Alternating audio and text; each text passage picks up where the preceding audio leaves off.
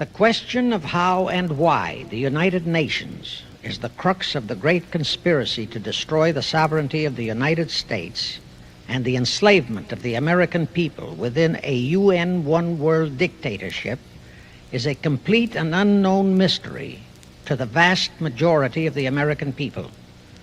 The reason for this unawareness of the frightening danger to our country and to the entire free world is simple. The masterminds behind this great conspiracy have absolute control of all of our mass communications media, especially television, the radio, the press, and Hollywood.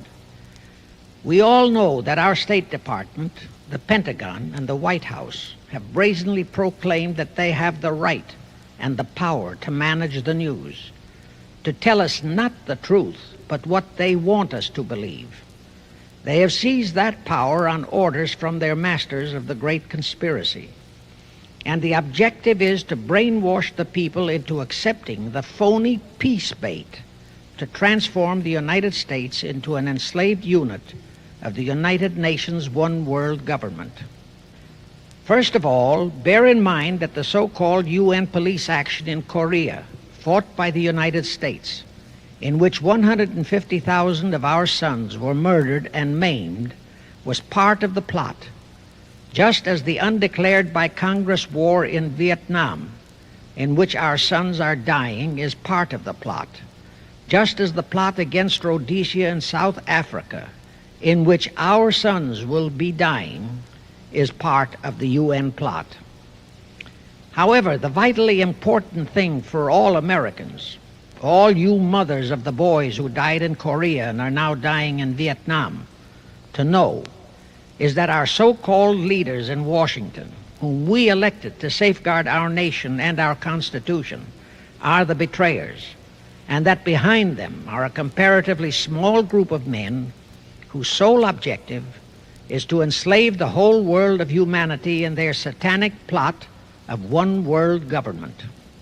Now, in order to give you a very clear picture of this satanic plot, I will go back to its beginning, clear back in the middle of the 18th century, and name the men who put that plot into action, and then bring you down to the present, today's status of that plot. Now, as a matter of further intelligence, a term used by the FBI, let me clarify the meaning of the expression, "He is a liberal." The enemy, meaning the one world conspirators, have seized upon that word liberal as a cover-up for their activities. It sounds so innocent and so humanitarian to be liberal. Will make sure that the person who calls himself a liberal or is described as a liberal is not in truth a red.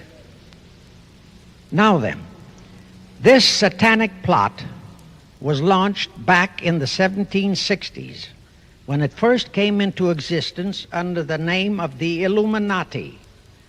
This Illuminati was organized by one Adam Weishaupt, born a Jew, who was converted to Catholicism and became a Catholic priest, and then, at the behest of the then newly organized House of Rothschild, defected and organized the Illuminati. Naturally, the Rothschilds financed that operation. And every war since then, beginning with the French Revolution, has been promoted by the Illuminati, operating under various names and guises. I say under various names and guises because after the Illuminati was exposed and became too notorious, Weishaupt and his co-conspirators began to operate under various other names. In the United States, immediately after World War I, they set up what they called the Council on Foreign Relations, commonly referred to as the CFR. And this CFR is actually the Illuminati in the United States. And its hierarchy, the masterminds in control of the CFR, to a very great extent are the descendants of the original Illuminati conspirators. But to conceal that fact, Most of them changed their original family names to American-sounding names. For example, the true name of the Dillons, Clarence and Douglas Dillon, once Secretary of the U.S. Treasury Department, is Lepowski. I'll come back to all this later.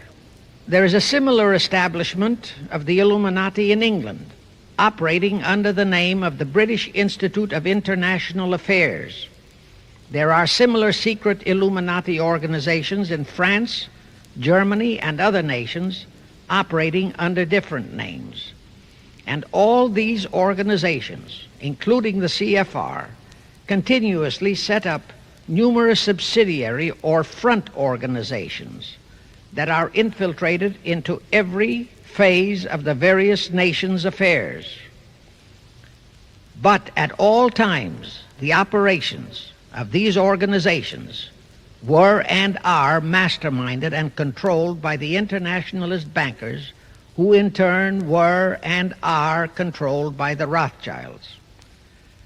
The details of how they accomplished the setting up of the CFR in the United States, as also in the other nations, are far too voluminous to be described in this dissertation. But you can find it complete in News Bulletin number 122, entitled UN is Spawn of the Illuminati, and News Bulletin number 123, entitled CFR Completely Unmasked as Illuminati. Both are published by the Cinema Educational Guild, Post Office Box 46205, Hollywood, California. You can get them for 50 cents per copy by writing to that address. Those news bulletins reveal the names of the original founders of the Illuminati and the Americanized names of their descendants in the present CFR. Now I'll go back to the activities of the original Illuminati conspirators. As revealed in News Bulletin number 122, one branch of the Rothschild family had financed Napoleon. Another branch of the Rothschilds, both branches the real masterminds of the Illuminati, financed Britain, Germany, and the other nations in the Napoleonic Wars. Immediately after the Napoleonic Wars, the Illuminati assumed that all the nations were so destitute and so weary of wars that they'd be glad for any solution. So the Rothschild stooges set up what they called the Congress in Vienna, and at that meeting they tried to create the first League of Nations, their first attempted one world government, on the theory that all the crowned heads of the European governments were so deeply in debt to them that they would willingly or unwillingly serve as their stooges. But the Tsar of Russia caught the stench of the plot and completely torpedoed it. The enraged Nathan Rothschild, then the head of that dynasty, vowed that someday he or his descendants would destroy the Tsar and his entire family. And his descendants did accomplish that very threat in 1917. At this point, bear in mind that the Illuminati was not set up to operate on a short-range basis. Normally, a conspirator of any type enters into a conspiracy with the expectation of achieving his objective during his own lifetime. But that was not the case with the Illuminati. True, they hoped to accomplish their objective during their lifetime. But, paraphrasing The Show Must Go On, the Illuminati operates on the very long-range basis. Whether it will take scores of years or even centuries, they have dedicated their descendants to keep the plot boiling until they hope the conspiracy is achieved. Now let's go back to the birth of the Illuminati. Adam Weishaupt was a Jesuit-trained professor of canon law, teaching in Ingolstadt University when he defected from Christianity to embrace the Luciferian conspiracy. It was in 1770 that the professional moneylenders, the then recently organized House of Rothschild, retained him to revise and modernize the age-old protocols of Zionism, which from the outset was designed to give the synagogue of Satan, so named by Jesus Christ, ultimate world domination, so they could impose the Luciferian ideology upon what would remain of the human race after the final social cataclysm by use of satanic despotism. Weishaupt completed his task May 1st, 1776. Now you know why May 1 is the great day with all communist nations to this very day. That was the day, May 1, 1776, that Weishaupt completed his plan and officially organized the Illuminati to put the plan into execution. That plan required the destruction of all existing governments and religions. That objective was to be reached by dividing the masses of people whom he, Weishaupt, termed Goyim, or human cattle, into opposing camps in ever-increasing numbers on political, social, economic, and other issues, the very conditions we have in our country today. The opposing sides were then to be armed and incidents provided which would cause them to fight and weaken themselves and gradually destroy national governments and religious institutions. Again, I say, the very conditions in the world today. And at this point, let me stress a prime feature of the Illuminati plans.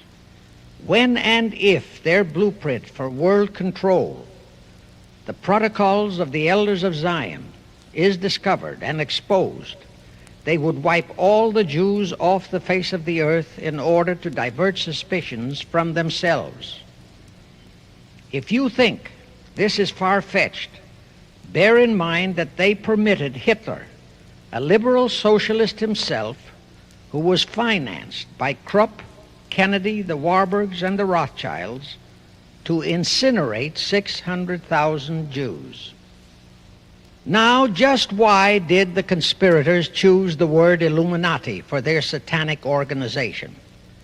Weishaupt himself said that the word is derived from Lucifer and means holders of the light, using the lie that his objective was to bring about a one-world government to enable those with mental ability to govern the world and prevent all wars in the future. In short, using the word peace on earth as his bait, exactly as that same bait, peace, was used by the 1945 conspirators to foist the United Nations on us.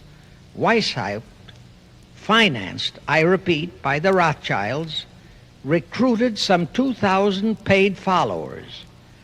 These included the most intelligent men in the fields of arts and letters, education, the sciences, finance, and industry.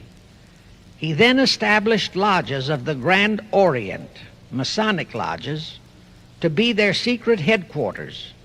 And I again repeat that in all of this he was acting under orders from the House of Rothschild. The main features of the Weishaupt plan of operation required his Illuminati to do the following things to help them to accomplish their purpose.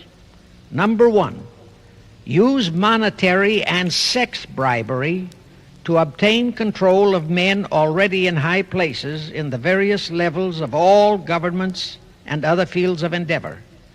Once influential persons had fallen for the lies, deceits, and temptations of the Illuminati, they were to be held in bondage by application of political and other forms of blackmail, threats of financial ruin, public exposure and physical harm, even death, to themselves and loved members of their families. Do you realize how many present top officials in our federal government in Washington are controlled in just that way by the CFR? Do you realize how many homosexuals in our State Department, the Pentagon, all federal agencies, even in the White House, are controlled that way?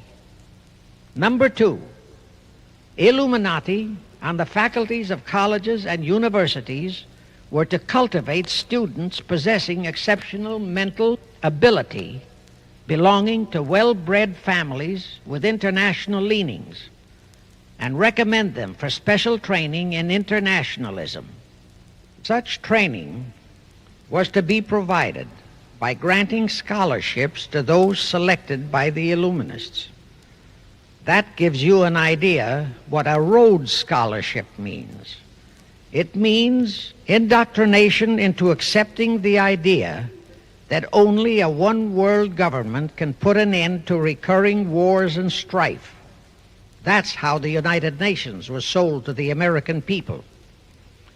One of the most notable Rhodes Scholars we have in our country is Senator William J. Fulbright, sometimes referred to as Half-Bright.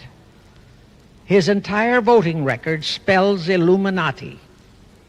All such scholars were to be first persuaded and then convinced that men of special talent and brains have the right to rule those less gifted on the ground that the masses don't know what is best for them physically, mentally, and spiritually. In addition to the Rhodes and similar scholarships, today there are 3 special Illuminati schools located in Gordonstown in Scotland, Salem in Germany, and Anavrita in Greece. These 3 are known ones, but there are others that are kept undercover.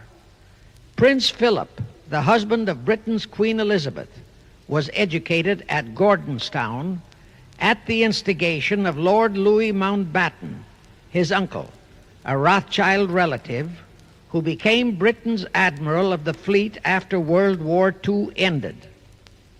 Number 3, all influential people trapped into coming under the control of the Illuminati, plus the students who had been specially educated and trained, were to be used as agents and placed behind the scenes of all governments as experts and specialists, so they would advise the top executives to adopt policies which would, in the long run, serve the secret plans of the Illuminati one-world conspiracy and bring about the destruction of the governments and religions they were elected or appointed to serve.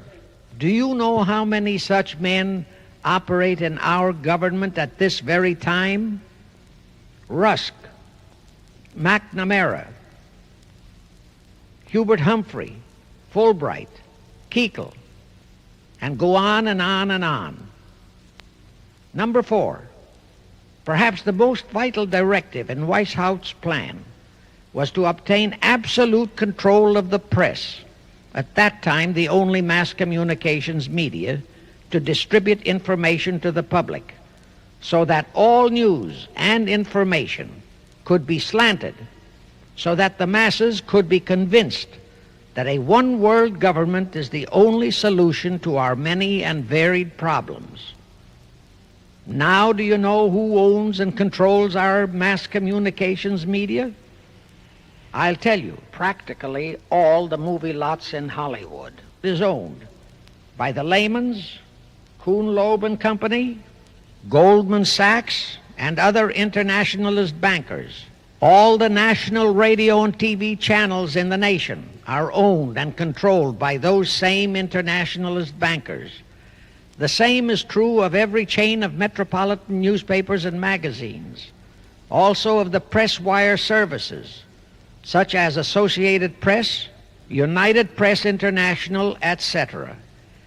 The supposed heads of all those media are merely the fronts for the internationalist bankers, who in turn compose the hierarchy of the CFR, today's Illuminati in America.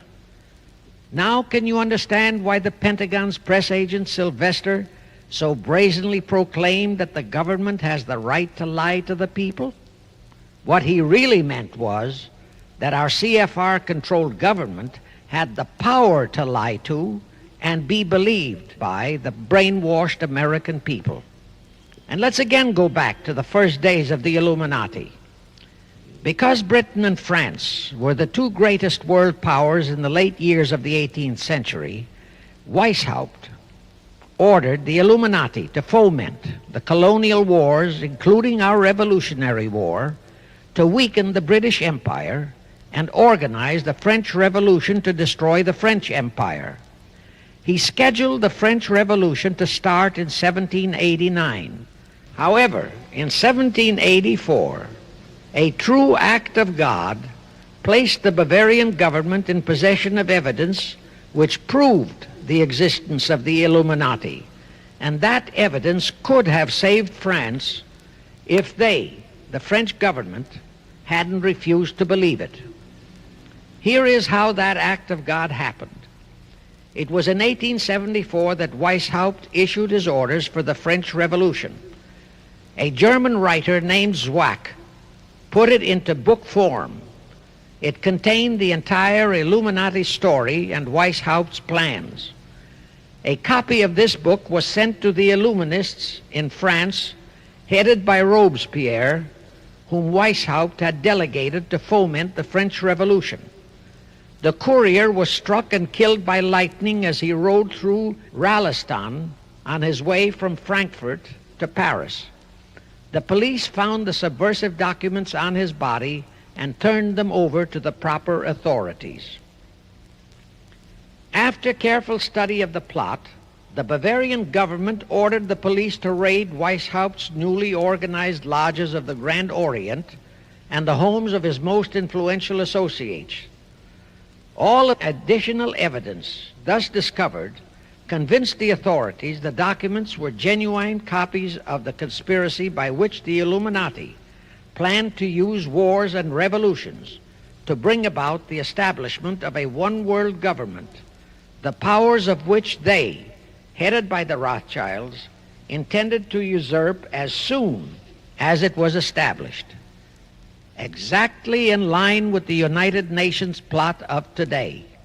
In 1785, the Bavarian government outlawed the Illuminati and closed the lodges of the Grand Orient. In 1786, they published all the details of the conspiracy. The English title of that publication is The Original Writings of the Order and Sect of the Illuminati. Copies of the entire conspiracy were sent to all the heads of church and state in Europe. But the power of the Illuminati, which was actually the power of the Rothschilds, was so great that this warning was ignored. Nevertheless, Illuminati became a dirty word, and it went underground. At the same time, Weishaupt ordered Illuminists to infiltrate into the lodges of Blue Masonry and form their own secret societies within all secret societies. Only Masons who proved themselves internationalists and those whose conduct proved they had defected from God were initiated into the Illuminati. Thenceforth, the conspirators donned the cloak of philanthropy and humanitarianism to conceal their revolutionary and subversive activities. In order to infiltrate into Masonic lodges in Britain, Weishaupt invited John Robison over to Europe. Robison was a high-degree Mason in the Scottish Rite. He was a professor of natural philosophy at Edinburgh University and secretary of the Royal Society of Edinburgh. Robison did not fall for the lie that the objective of the Illuminati was to create a benevolent dictatorship, but he kept his reactions to himself so well that he was entrusted with a copy of Weishaupt's revised conspiracy for study and safekeeping. Anyway, because the heads of state and church in France were deluded into ignoring the warnings given them, the revolution broke out in 1789 as scheduled by Weishaupt. In order to alert other governments to their danger, in 1798 Robison published a book entitled Proof of a Conspiracy to Destroy All Governments and Religions. But his warnings were ignored, exactly as our American people have been ignoring all warnings about the United Nations and the Council on Foreign Relations, the CFR. Now here is something that will stun and very likely outrage many who hear this, but there is documentary proof that our own Thomas Jefferson and Alexander Hamilton became students of Weishaupt. Jefferson was one of Weishaupt's strongest defenders when he was outlawed by his government. And it was Jefferson who infiltrated the Illuminati into the then newly organized lodges of the Scottish Rite in New England. Here is the proof. In 1789, John Robeson warned all Masonic leaders in America that the Illuminati had infiltrated into their lodges. And on July 19, 1789, David Papin, president of Harvard University, issued the same warning to the graduating class and lectured them on the influence Illuminism was acquiring on American politics and religion. And to top it off, John Quincy Adams, who had organized the New England Masonic lodges, issued his warnings. He wrote 3 letters to Colonel William L. Stone, a top Mason, in which he exposed how Jefferson was using Masonic lodges for subversive, Illuministic purposes. Those 3 letters are at this very time in Rittenberg Square Library in Philadelphia.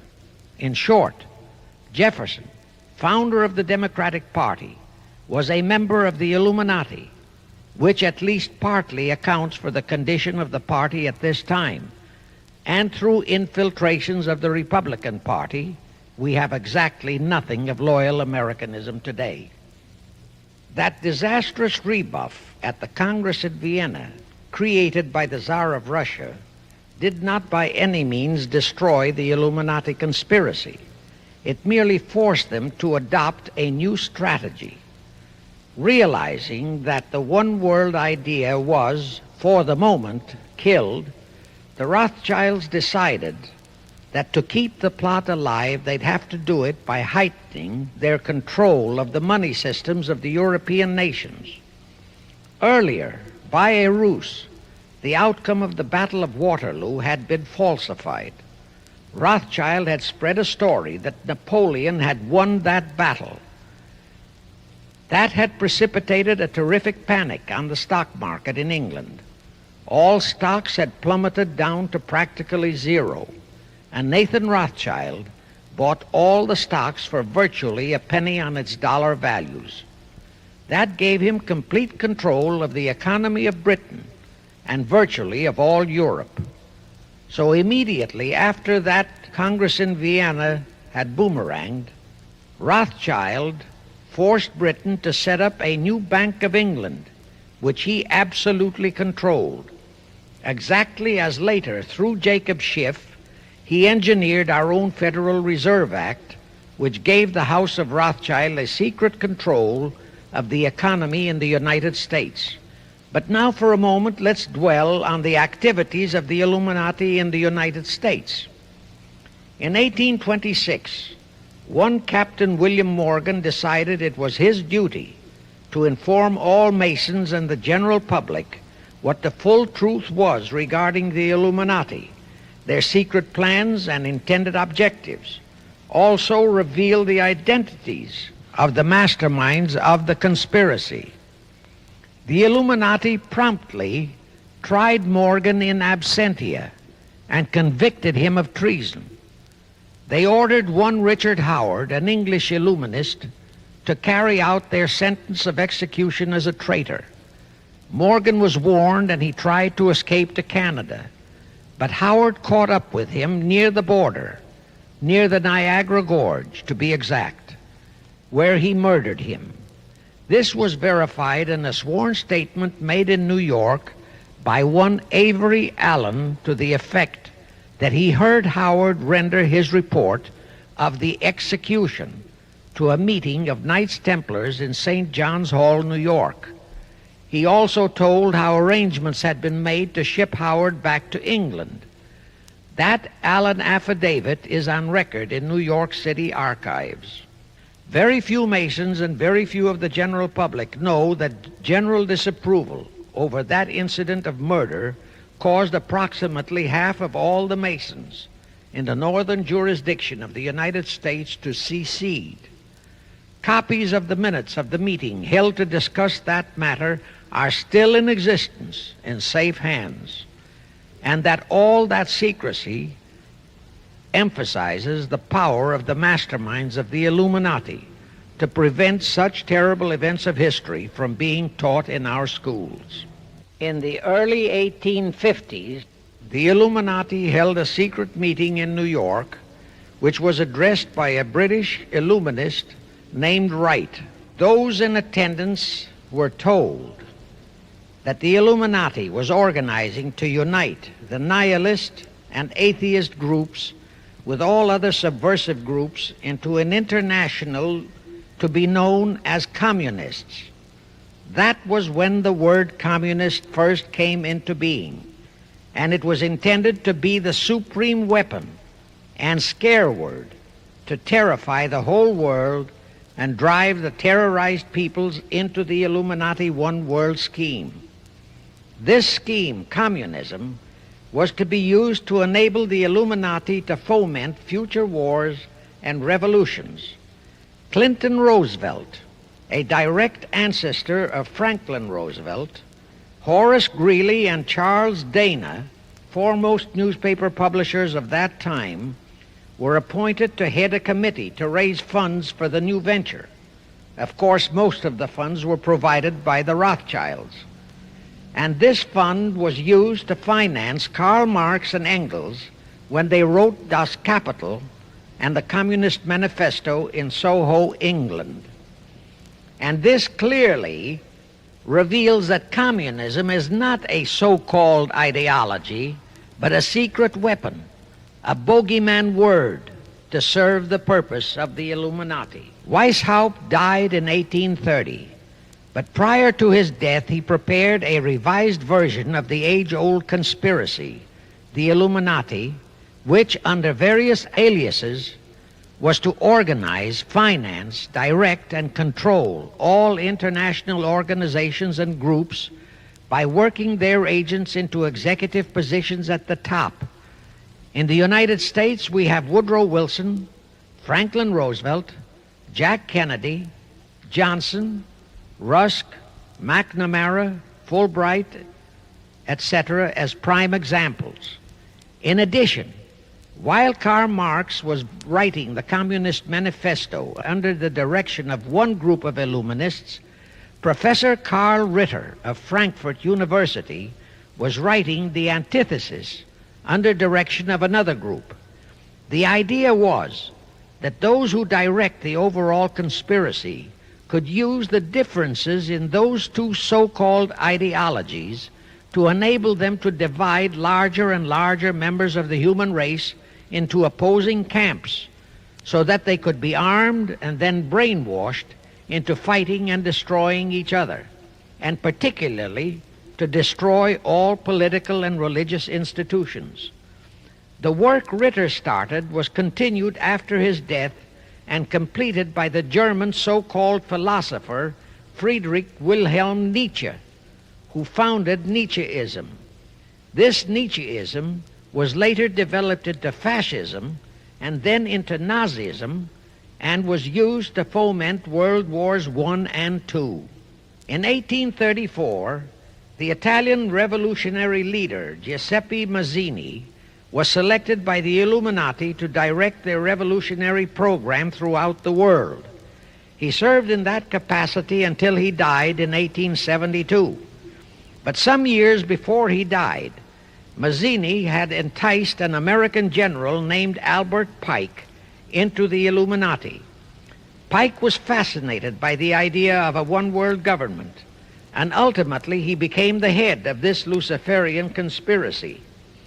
Between 1859 and 1871, he, Pike, worked out a military blueprint for 3 world wars and various revolutions throughout the world, which he considered would forward the conspiracy to its final stage in the 20th century. Again, I remind that these conspirators were never concerned with immediate success. They always operated on a long-range view. Pike did most of his work in his home in Little Rock, Arkansas. But a few years later, when the Illuminati's lodges of the Grand Orient became suspect and repudiated because of Mazzini's revolutionary activities in Europe, Pike organized what he called the New and Reformed Palladian Rite. He set up 3 Supreme Councils, one in Charleston, South Carolina, one in Rome, Italy, and the third in Berlin, Germany.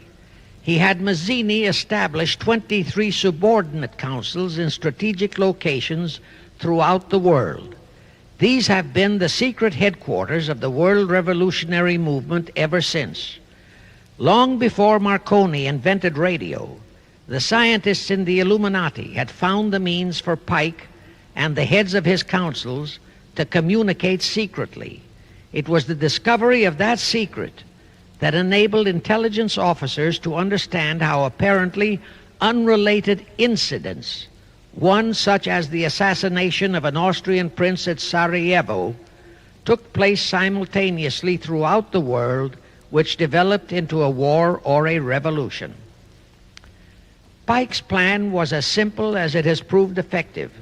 It called for communism, Nazism, political Zionism, and other international movements be organized and used to foment 3 global world wars and at least 2 major revolutions. The First World War was to be fought so as to enable the Illuminati to destroy Tsarism in Russia, as vowed by Rothschild after the Tsar had torpedoed his scheme at the Congress in Vienna, and to transform Russia into a stronghold of atheistic communism. The differences stirred up by agents of the Illuminati between the British and German empires were to be used to foment this war. After the war would be ended, communism was to be built up and used to destroy other governments and weaken religions. World War II, when and if necessary, was to be fomented by using the controversies between fascists and political Zionists. And here let it be noted that Hitler was financed by Krupp, the Warburgs, the Rothschilds, and other internationalist bankers, and that the slaughter of the supposed 600,000 Jews by Hitler didn't bother the Jewish internationalist bankers at all. That slaughter was necessary in order to create worldwide hatred of the German people and thus bring about the war against them. In short, this Second World War was to be fought to destroy Nazism and to increase the power of political Zionism so that the State of Israel could be established in Palestine. During this World War II, international communism was to be built up until it equaled in strength that of united Christendom. When it reached that point, it was to be contained and kept in check until required for the final social cataclysm. As we know now, Roosevelt, Churchill, and Stalin put that exact policy into effect, and Truman, Eisenhower, Kennedy, and Johnson continued that same exact policy. World War III is to be fomented by using the so-called controversies the agents of the Illuminati, operating under whatever new name, are now stirring up between the political Zionists and the leaders of the Muslim world. That war is to be directed in such a manner that all of Islam and political Zionism, Israel, will destroy each other, while at the same time the remaining nations, once more divided on this issue, will be forced to fight themselves into a state of complete exhaustion, physically, mentally, spiritually, and economically. Now, can any thinking person doubt that the intrigue now going on in the Near, Middle, and Far East is designed to accomplish that satanic objective? Pike himself foretold all this in a statement he made to Mazzini on August 15, 1871.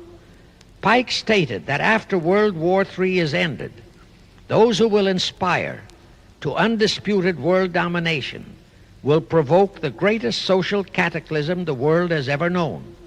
Quoting his own words, taken from the letter he wrote to Mazzini, and which letter is now catalogued in the British Museum in London, England, he said, "We shall unleash the nihilists and the atheists, and we shall provoke a great social cataclysm which in all its horror will show clearly to all nations the effect of absolute atheism, the origin of savagery and of most bloody turmoil.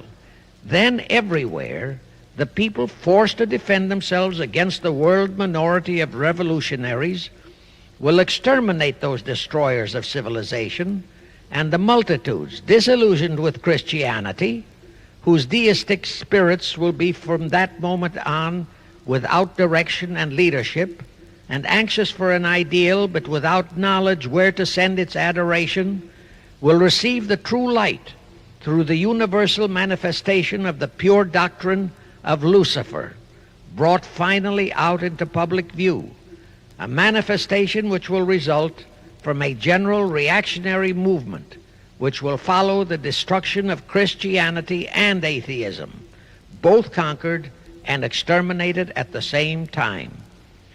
When Mazzini died in 1872, Pike made another Italian revolutionary leader named Adrian Lemmy his successor.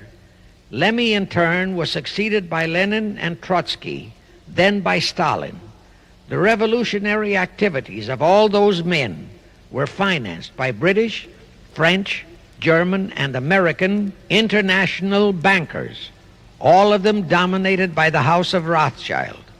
We are supposed to believe that the international bankers of today, like the money changers of Christ's day, are only the tools or agents of the great conspiracy, but actually they are the masterminds behind all of it. While the general public has been brainwashed by all the mass communications media into believing that communism is a movement of the so-called workers, the actual fact is that both British and American intelligence officers have authentic documentary evidence that international liberals operating through their international banking houses, particularly the House of Rothschild, have financed both sides in every war and revolution since 1776.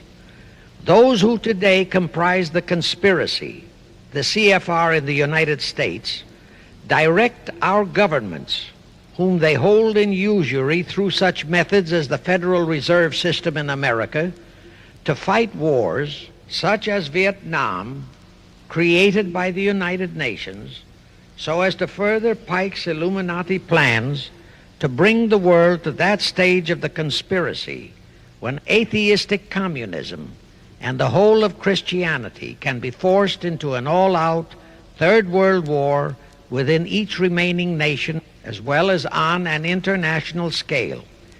The headquarters of the great conspiracy in the late 1700s was in Frankfurt, Germany, where the House of Rothschild had been established by Mayer Anschelm, who adopted the Rothschild name and linked together other international financiers who had literally sold their souls to the devil.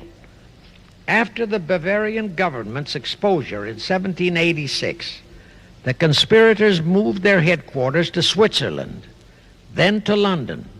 Since World War II, after Jacob Schiff, the Rothschild's boy in America, died, the headquarters of the American branch has been in the Harold Pratt Building, New York, and the Rockefellers, originally protégés of Schiff, have taken over the manipulation of finances in America for the Illuminati.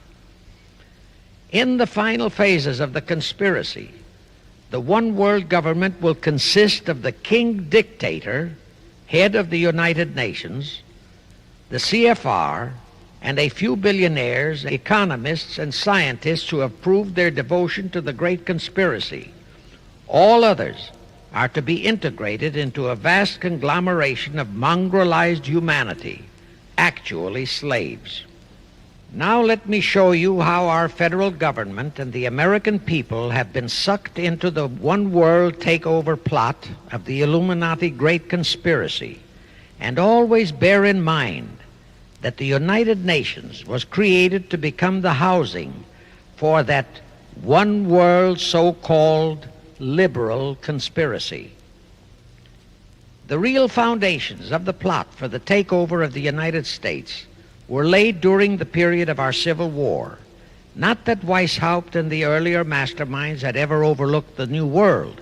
As I have previously indicated, Weishaupt had his agents planted over here as far back as the Revolutionary War. But George Washington was more than a match for them. It was during the Civil War that the conspirators launched their first concrete efforts. We know that Judah Benjamin, chief advisor of Jefferson Davis, was a Rothschild agent. We also know that there were Rothschild agents planted in Abraham Lincoln's cabinet who tried to sell him into a financial dealing with the House of Rothschild. But old Abe saw through the scheme and bluntly rejected it, thereby incurring the undying enmity of the Rothschilds, exactly as the Russian Tsar did when he torpedoed their first League of Nations at the Congress in Vienna. Investigation of the assassination of Lincoln revealed that the assassin, Booth, was a member of a secret conspiratorial group. Because there were a number of highly important government officials involved, the name of the group was never revealed, and it became a mystery, exactly as the assassination of Jack Kennedy still is a mystery. But I am sure it will not for long remain a mystery. Anyway, the ending of the Civil War destroyed, temporarily, all chances of the House of Rothschild to get a clutch on our money system, such as they had acquired in Britain and other nations in Europe. I say temporarily because the Rothschilds and the masterminds of the conspiracy never quit. So they had to start from scratch, but they lost no time in getting started. Shortly after the Civil War, a young immigrant who called himself Jacob H. Schiff arrived in New York. Jacob was a young man with a mission for the House of Rothschild. Jacob was the son of a rabbi, born in one of Rothschild's houses in Frankfurt, Germany. I won't go deeply into his background. The important point is that Rothschild recognized in him not only a potential money wizard, but more important, he also saw the latent Machiavellian qualities in Jacob that could, as it did, make him an invaluable functionary in the great one-world conspiracy. After a comparatively brief training period in the Rothschilds' London bank, Jacob left for America with instructions to buy into a banking house, which was to be the springboard to acquire control of the money system of the United States. Actually, Jacob came here to carry out 4 specific assignments. Number 1, and most important, was to acquire control of America's money system. Number 2, find desirable men who, for a price, would be willing to serve as stooges for the great conspiracy and promote them into high places in our federal government, our Congress, in the U.S. Supreme Court, and all federal agencies. Number 3, create minority group strife throughout the nations, particularly between whites and blacks. Number 4, create a movement to destroy religion in the United States, but Christianity to be the chief target. Earlier, I stated that Jacob Schiff came to America with orders by Rothschild to carry out 4 specific directives. The first and most important one was to get control of the United States money system. Let's trace Schiff's step to accomplish that directive. As a first step, he had to buy into a banking house, but it had to be the kind of a house that he could absolutely control and mold for that primary objective of entrapping our U.S. money system. After carefully scouting around, Jacob bought a partnership in a firm that called itself Kuhn and Loeb. Like Schiff, Kuhn and Loeb were immigrants from German Jewish ghettos. They came to the United States in the mid-1840s, Both started their business careers as itinerant pack peddlers. In the early 1850s, they pooled their interests and set up a merchandising store in Lafayette, Indiana, under the firm name of Kuhn and Loeb, servicing the covered wagon settlers on their way west. In the years that followed, they set up similar stores in Cincinnati and St. Louis. Then they added pawnbroking to their merchandising pursuits. From that to money lending was a short and quick step.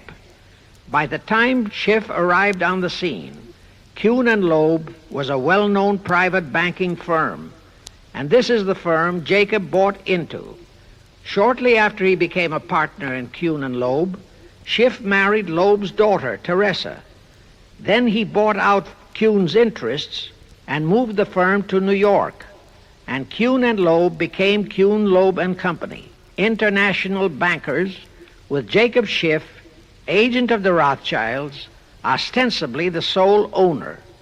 And throughout his career, this blend of Judas and Machiavelli, the first hierarch of the Illuminati, great conspiracy in America, posed as a generous philanthropist and a man of great holiness, the cover-up policy set forth by the Illuminati.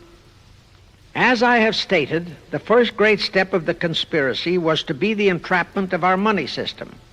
To achieve that objective, Schiff had to get full cooperation of the then big banker elements in America, and that was easier said than done. Even in those years, Wall Street was the heart of the American money mart, and J.P. Morgan was its dictator. Next in line were the Drexels and the Biddles in Philadelphia. All the other financiers, big and little, danced to the music of those three houses, but particularly to that of Morgan. All of those three were proud, haughty, arrogant potentates. For the first few years, they viewed the little bewhiskered man from the German ghettos with utter contempt. But Jacob knew how to overcome that.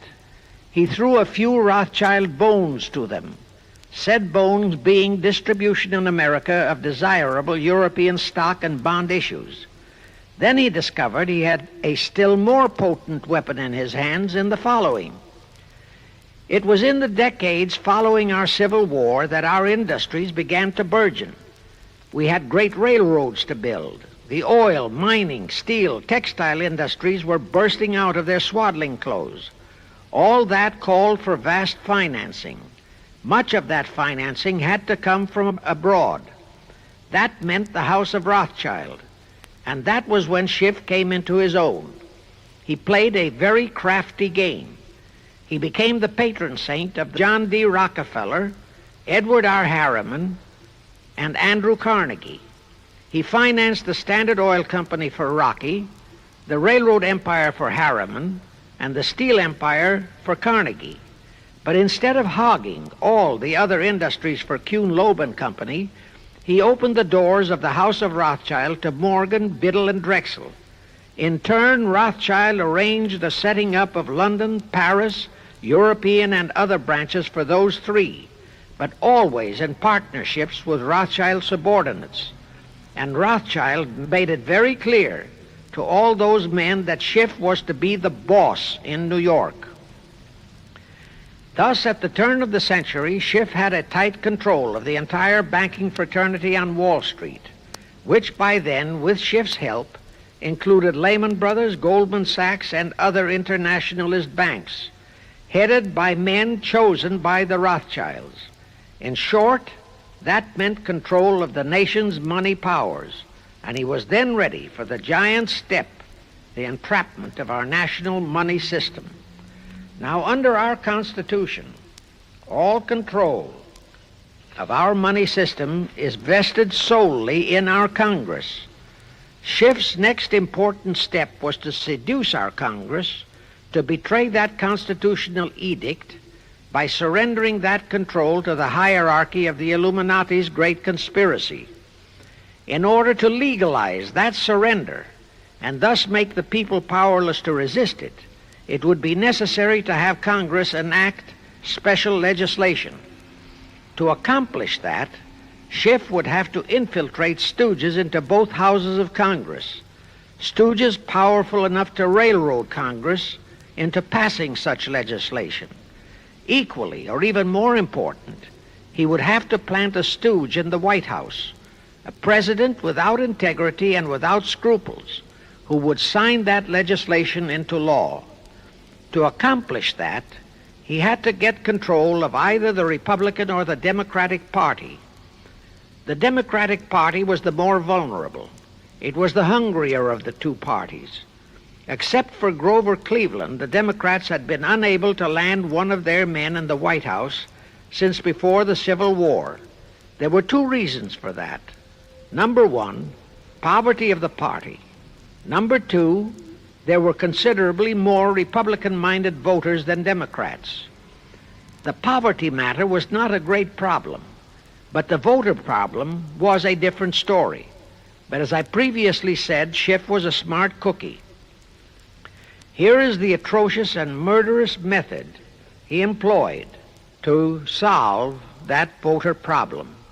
His solution emphasizes how very little the Jewish internationalist bankers care about their own racial brethren, as you shall see. Suddenly, around 1890, there broke out a nationwide series of pogroms in Russia. Many, many thousands of innocent Jews, men, women, and children, were slaughtered by the Cossacks and other peasants. Similar pogroms with similar slaughter of innocent Jews broke out in Poland, Romania, and Bulgaria. All those pogroms were fomented by Rothschild agents. As a result, Jewish terrified refugees from all those nations swarmed into the United States, and that continued throughout the next 2 or 3 decades because the pogroms were continuous through all those years. All those refugees were aided by self-styled humanitarian committees set up by Schiff, the Rothschilds, and all the Rothschild affiliates. In the main, the refugees streamed into New York, but the Schiff-Rothschild humanitarian committees found ways to shuffle many of them into other large cities, such as Chicago, Boston, Philadelphia, Detroit, Los Angeles, etc. All of them were quickly transformed into naturalized citizens and educated to register as Democrats. Thus, all of that so-called minority group became solid Democratic voter blocs in their communities, all controlled and maneuvered by their so-called benefactors. And shortly after the turn of the century, they became vital factors in the political life of our nation. That was one of the methods Schiff employed to plant men like Nelson Aldrich in our Senate and Woodrow Wilson in the White House. At this point, let me remind you of another of the important jobs that was assigned to Schiff when he was dispatched to America. I refer to the job of destroying the unity of the American people by creating minority group and racial strife. By the pogrom-driven Jewish refugees into America, Schiff was creating one ready-made minority group for that purpose. But the Jewish people as a whole, made fearful by the pogroms, could not be depended upon to create the violence necessary to destroy the unity of the American people. But right within America, there was an already made-to-order, although as yet a sleeping minority group, the Negroes, who could be sparked into so-called demonstrations, rioting, looting, murder, and every other type of lawlessness. All that was necessary was to incite and arouse them. Together, those two minority groups, properly maneuvered, could be used to create exactly the kind of strife in America the Illuminati would need to accomplish their objective. Thus, at the same time that Schiff and his co-conspirators were laying their plans for the entrapment of our money system, they were also perfecting plans to hit the unsuspecting American people with an explosive and terrifying racial upheaval that would tear the people into hate fractions and create chaos throughout the nation, especially on all college and university campuses. all protected by Earl Warren decisions and our so-called leaders in Washington. Of course, perfecting those plans required time and infinitely patient organizing. Now, to remove all doubts, I'll take a few moments to give you documentary proof of this racial strife plot. First of all, they had to create leaderships and organizations to draw in millions of dupes, both Jewish and Negroes, who would do the demonstrating and commit the rioting, looting, and lawlessness. So in 1909, Schiff, the Layman's, and other conspirators organized and set up the National Association for the Advancement of the Colored People, known as the NAACP. The presidents, directors, and legal counsels of the NAACP were always white men, Jews appointed by Schiff. And this is the case to this very day. Then, in 1913, the Schiff Group organized the Anti-Defamation League of the B'nai B'rith, commonly known as the ADL, to serve as the Gestapo and hatchet man outfit for the entire great conspiracy. Today, this sinister ADL maintains over 2,000 agencies in all parts of the country, and they advise and completely control every action of the NAACP, core of the Urban League, of all the other so-called Negro civil rights organizations throughout the nation, including such leaders as Martin Lucifer King, Stokely Carmichael, Bayard Rustin, and others of that ilk. In addition, the ADL acquired absolute control of the advertising budgets of many department stores, hotel chains, and TV and radio industrialist sponsors, also advertising agencies, in order to control practically all the mass communications media and force every loyal newspaper to slant and falsify the news, and to further incite and at the same time create sympathy for the lawlessness and violence of the Negro mobs. Here is documentary proof of the beginning of their deliberate plot to foment the Negroes into all their lawlessness. Around 1910, one Israel Zangwill wrote a play entitled The Melting Pot. It was sheer propaganda to incite the Negroes and Jews, because the play purportedly visualized how the American people were discriminating against and persecuting Jews and Negroes. At that time, nobody seemed to realize that it was a propaganda play. It was that cleverly written. The propaganda was well wrapped up in the truly great entertainment in the play, and it was a big Broadway hit.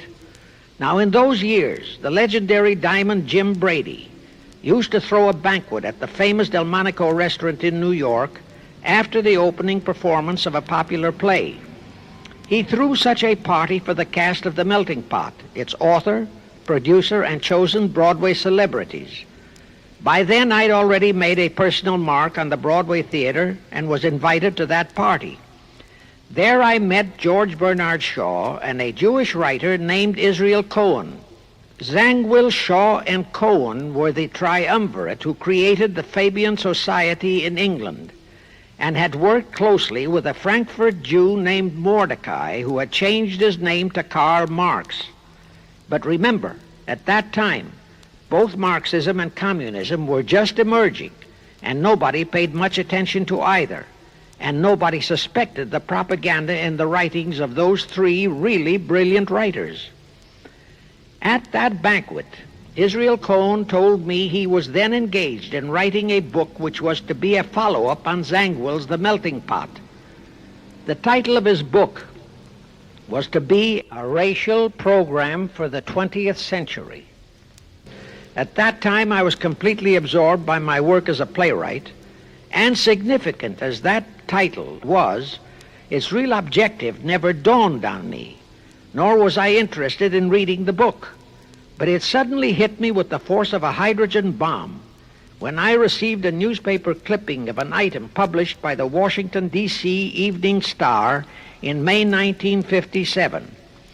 That item was a verbatim reprint of the following excerpt in Israel Cohen's book, A Racial Program for the 20th Century, and it reads, as I quote, "We must realize that our party's most powerful weapon is racial tension. By propounding into the consciousness of the dark races that for centuries they have been oppressed by the whites, we can mold them to the program of the Communist Party. In America, we will aim for subtle victory. While inflaming the Negro minority against the whites, we will instill in the whites a guilt complex for their exploitation of the Negroes. We will aid the Negroes to rise to prominence in every walk of life, in the professions and in the world of sports and entertainment. With this prestige, the Negro will be able to intermarry with the whites and begin a process which will deliver America to our cause." That same excerpt was entered into the congressional record of June 7, 1957 by Representative Thomas G. Abernathy. Thus the authenticity of that passage in Cohen's book was fully established. But the one question that remained in my mind was whether it represented the official policy or plot of the Communist Party or just a personal expression of Cohen himself. Hence I sought more proof, and I found it. In an official pamphlet published in 1935 by the New York Communist Party's official Workers' Library Publishers, that pamphlet was entitled "The Negroes in a Soviet America." It urged the Negroes to rise up, form a Soviet state in the South, and apply for admission to the Soviet Union. It contained a firm pledge that the revolt would be supported by all American Reds and all so-called liberals. On page 38, it promised that a Soviet government would confer greater benefits to Negroes than to whites. And again, this official communist pamphlet pledged that, I quote, "Any act of discrimination or prejudice against a Negro will become a crime under the revolutionary law," unquote. That statement proved that the excerpt in Israel Cohen's book, published in 1913, was an official edict of the Communist Party and directly in line with the Illuminati blueprint for world revolution issued by Weishaupt and later by Albert Pike. Now there's only one question, and that is to prove that the communist regime is directly controlled by the American Jacob Schiff and London Rothschild masterminds of the Great Conspiracy.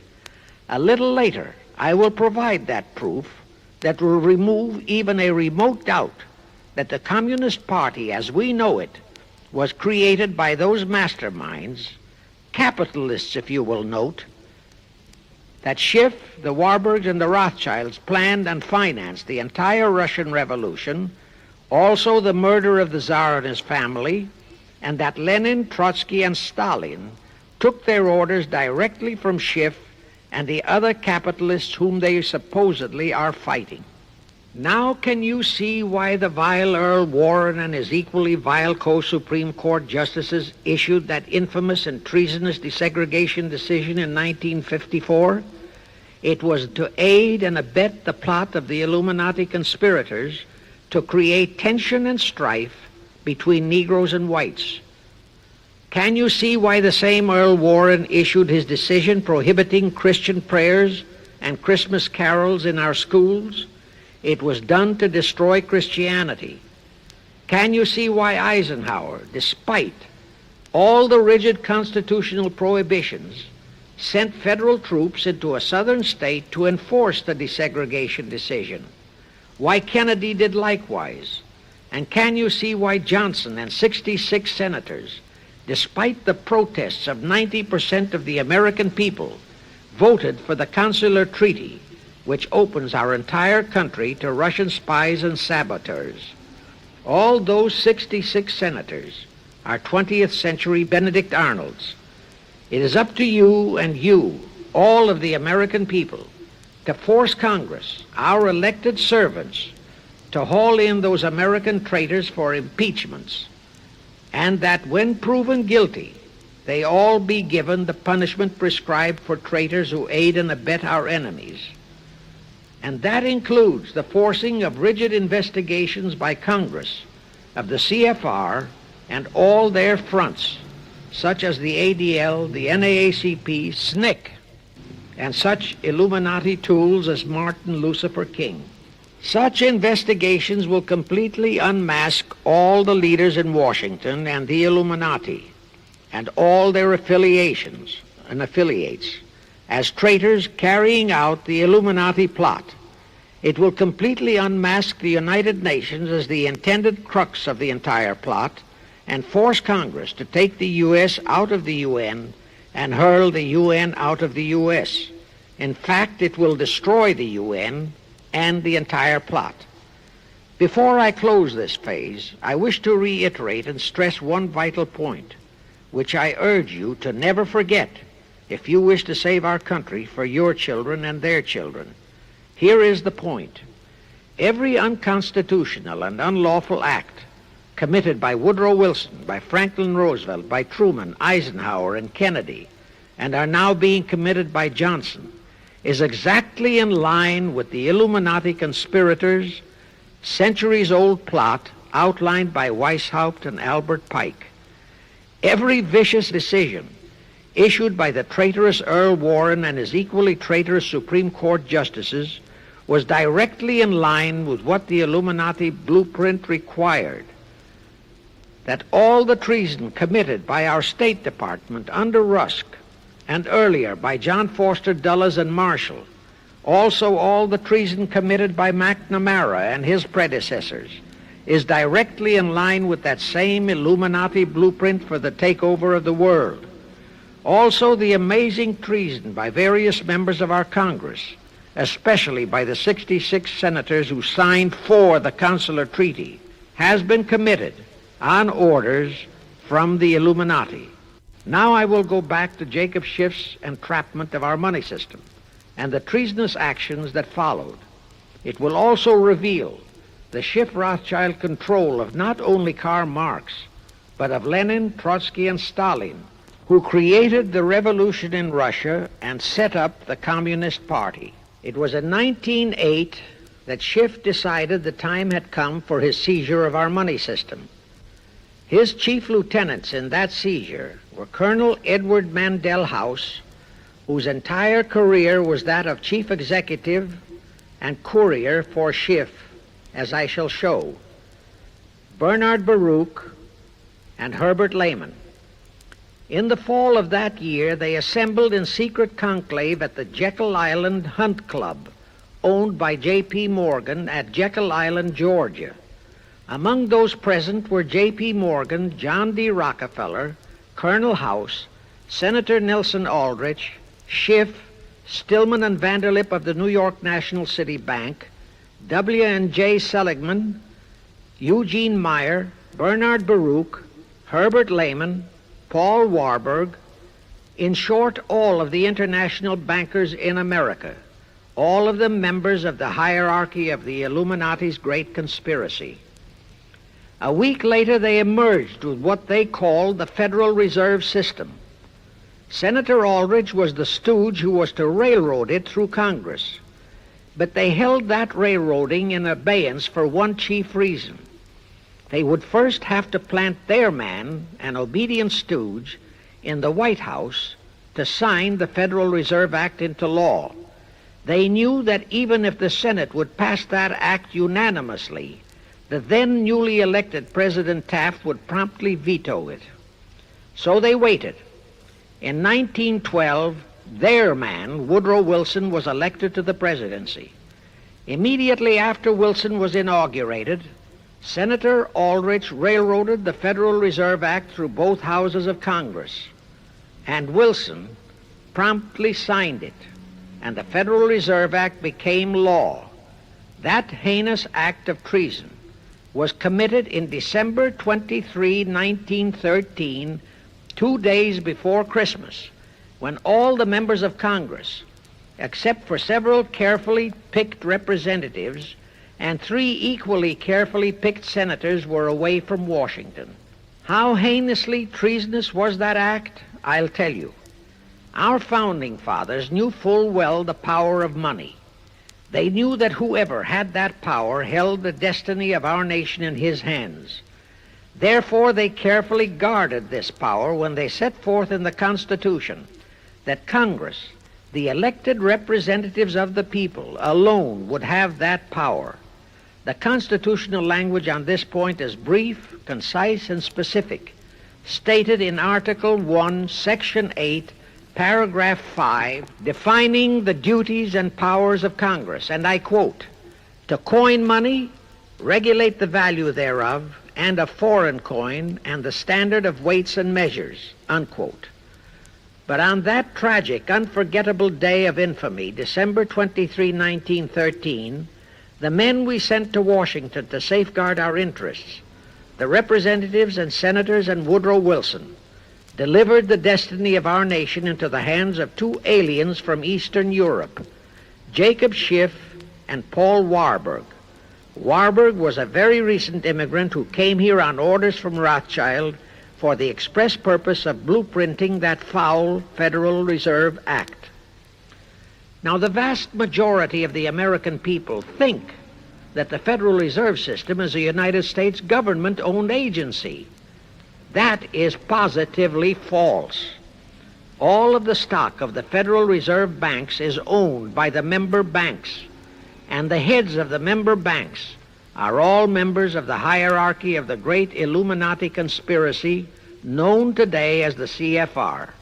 The details of that act of treason in which many traitorous so-called Americans participated are far too long for this recording, but all those details are available in a book entitled The Federal Reserve Conspiracy, written by Eustace Mullins.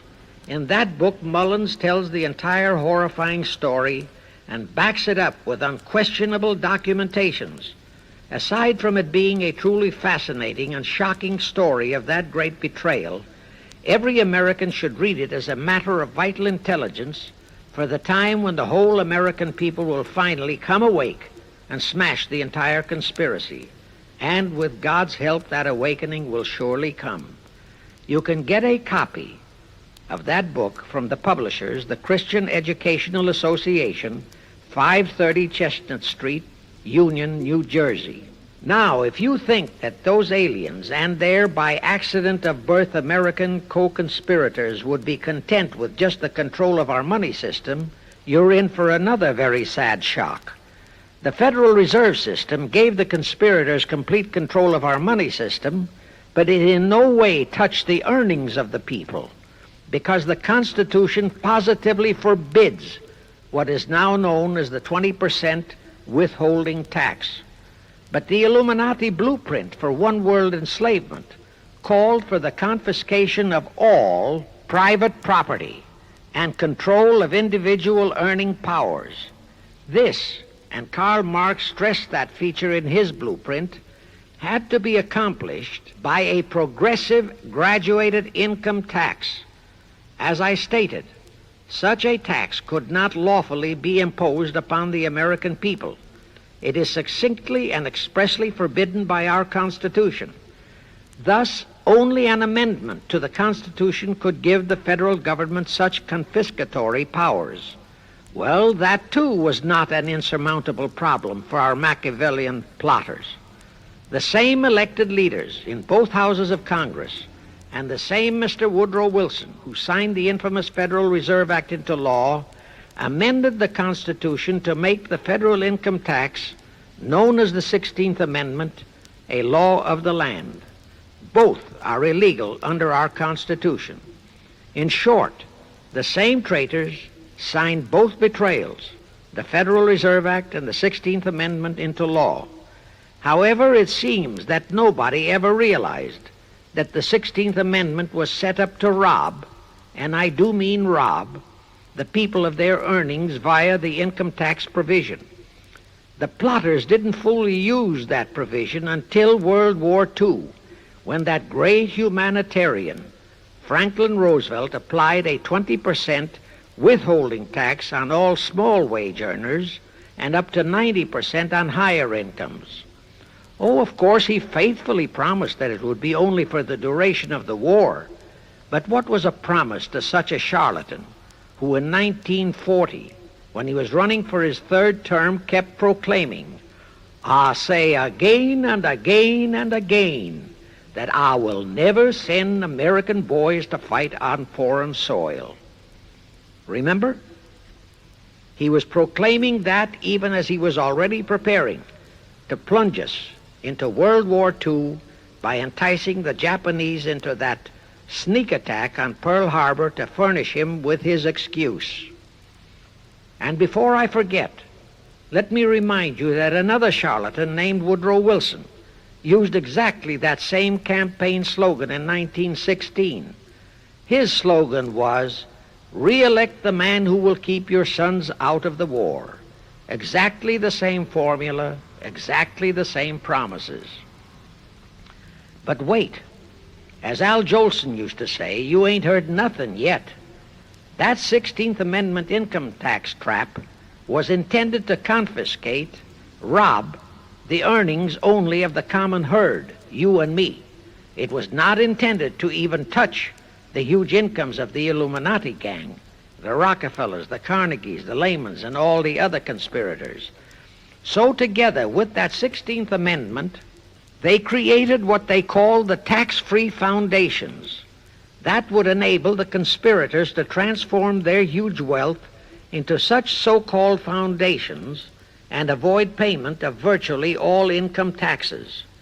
The excuse for it was that the earnings of those tax-free foundations would be devoted to humanitarian philanthropy. So we now have the several Rockefeller foundations, the Carnegie Endowment Fund, the Ford Foundation, the Mellon Foundation, and hundreds of similar tax-free foundations. And what kind of philanthropy do these foundations support? Well, they finance all the civil rights groups that are creating all the chaos and rioting all over the country. They finance the Martin Lucifer Kings. The Ford Foundation finances the Center for the Study of Democratic Institutions in Santa Barbara, commonly referred to as Moscow West, and which is headed by Wonderboy Hutchins, Walter Reuther, Irwin Canham, and others of that ilk. In short, the tax-free foundation financed those who are doing the job for the Illuminati Great Conspiracy. And what are the hundreds of billions of dollars they confiscate every year from the earnings of the common herd, you and me, used for? Well, for one thing, there's the foreign aid gimmick, which gave billions to communist Tito, plus gifts of hundreds of jet planes, many of which were turned over to Castro, plus the costs of training communist pilots so that they can the better shoot down our planes, billions to Red Poland, billions to India, billions to Sukarno, billions to other enemies of the United States. That's what that treasonously railroaded 16th Amendment has done to our nation, to the American people, to you and to me, to your children and their children. Our CFR Illuminati-controlled federal government can grant tax-free status to all foundations and pro-red one-word outfits, such as the Fund for the Republic. But if you, or a patriotic pro-organization, is too outspokenly pro-American, they can terrify and intimidate you by finding a misplaced comma in your income tax report and by threatening you with penalties, fines, and even prison. Future historians will wonder how the American people could have been so naive and stupid as to have permitted such audaciously brazen acts of treason as the Federal Reserve Act and the 16th Amendment. Well, they were not naive and they were not stupid. The answer is they trusted the men they elected to safeguard our country and our people, and they just didn't have even an inkling about either betrayal until after each one had been accomplished. It was the Illuminati-controlled mass communications media that kept and is keeping our people naive and stupid and unaware of the treason being committed. Now the great question is, when will the people wake up and do to our traitors of today what George Washington and our founding fathers would have done to Benedict Arnold? Actually, Benedict Arnold was a petty traitor compared to our present traitors in Washington. Now let's go back to the events that followed the rape of our Constitution by the passage of the Federal Reserve Act of the 16th Amendment. With Wilson completely under their control, the masterminds of the great conspiracy put in motion their next and what they hoped would be their final steps to achieve their one-world government. The first of those steps was to be World War I. Why war? Simple. The only excuse for a one-world government is that it will supposedly ensure peace. The only thing that can make people cry for peace is war. War brings chaos, destruction, exhaustion, to winner as well as to loser. It brings economic ruin to both. Most important, it destroys the flower of the young manhood of both. To the saddened and heartbroken oldsters, the mothers and fathers, who are left with nothing but memories of their beloved sons, peace becomes worth any price. And that is the emotion upon which the conspirators depend for the success of their satanic plot. Throughout the 19th century, from 1814 to 1914, the world as a whole was at peace. Such wars as the Franco-Prussian, our own Civil War, the Russo-Japanese War, were what might be termed local disturbances that did not affect the rest of the world. All the great nations were prosperous, the peoples staunchly nationalistic and fiercely proud of their sovereignties. It was utterly unthinkable that the French and the German peoples would be willing to live under a one-world government, or the Turks and the Russians, or the Chinese and the Japanese. Even more unthinkable that a Kaiser Wilhelm, or a Franz Joseph, or a Tsar Nicholas, or any monarch would willingly and meekly surrender his throne to a one-world government. But bear in mind that the peoples in all nations are the real power, and only one thing, war, could make the peoples yearn and clamor for a peace-ensuring one-world government. But it would have to be a frightful and horribly devastating war. It could not be just a local disturbing war between just two nations. It would have to be a world war. No major nation must be left untouched by the horrors and devastation of such a war. The cry for peace must be made universal. Actually, that was the format set by the Illuminati and Nathan Rothschild at the turn of the 19th century. They first maneuvered all of Europe into the Napoleonic Wars. Then the Congress in Vienna, which they, and particularly Rothschild, planned to transform into a League of Nations, which was to have been the housing for their one-world government, exactly as the present United Nations was set up to be the housing for the forthcoming, God forbid, one-world government. Anyway, that was the format the House of Rothschild and Jacob Schiff decided to employ to achieve their objective in 1914. Of course, they knew that that same format had failed in 1814, but they theorized that was only because the Tsar of Russia had torpedoed that scheme. Well, the present 1914 conspirators would eliminate that 1814 fly in the ointment. They'd make sure that after the New World War, they were conspiring, there'd be no Tsar of Russia around to throw monkey wrenches into the machinery. I won't go into how they accomplished this first step to launch a world war. History records that World War I was precipitated by a trivial incident, the kind of incident both Weishaupt and Albert Pike had incorporated in their blueprints. That incident was the assassination of an Austrian archduke, arranged by the Illuminati masterminds. The war followed. It involved Germany, Austria-Hungary, and their allies, so-called the Axis powers, against France, Britain, and Russia, called the Allies. Only the United States was not involved during the first 2 years. By 1917, the conspirators had achieved their primary objective. All of Europe was in a state of destitution. All the peoples were war-weary and crying for peace. And the outcome, too, was all set. It was to come as soon as the United States would be hurled in on the side of the Allies.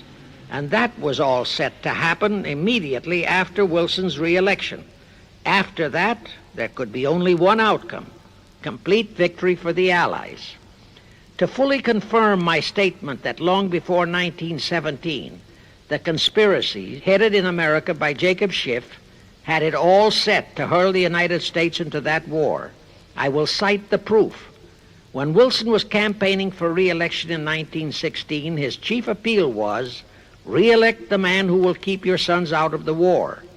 But during that same campaign, the Republican Party publicly charged that Wilson had long committed himself to throw us into the war.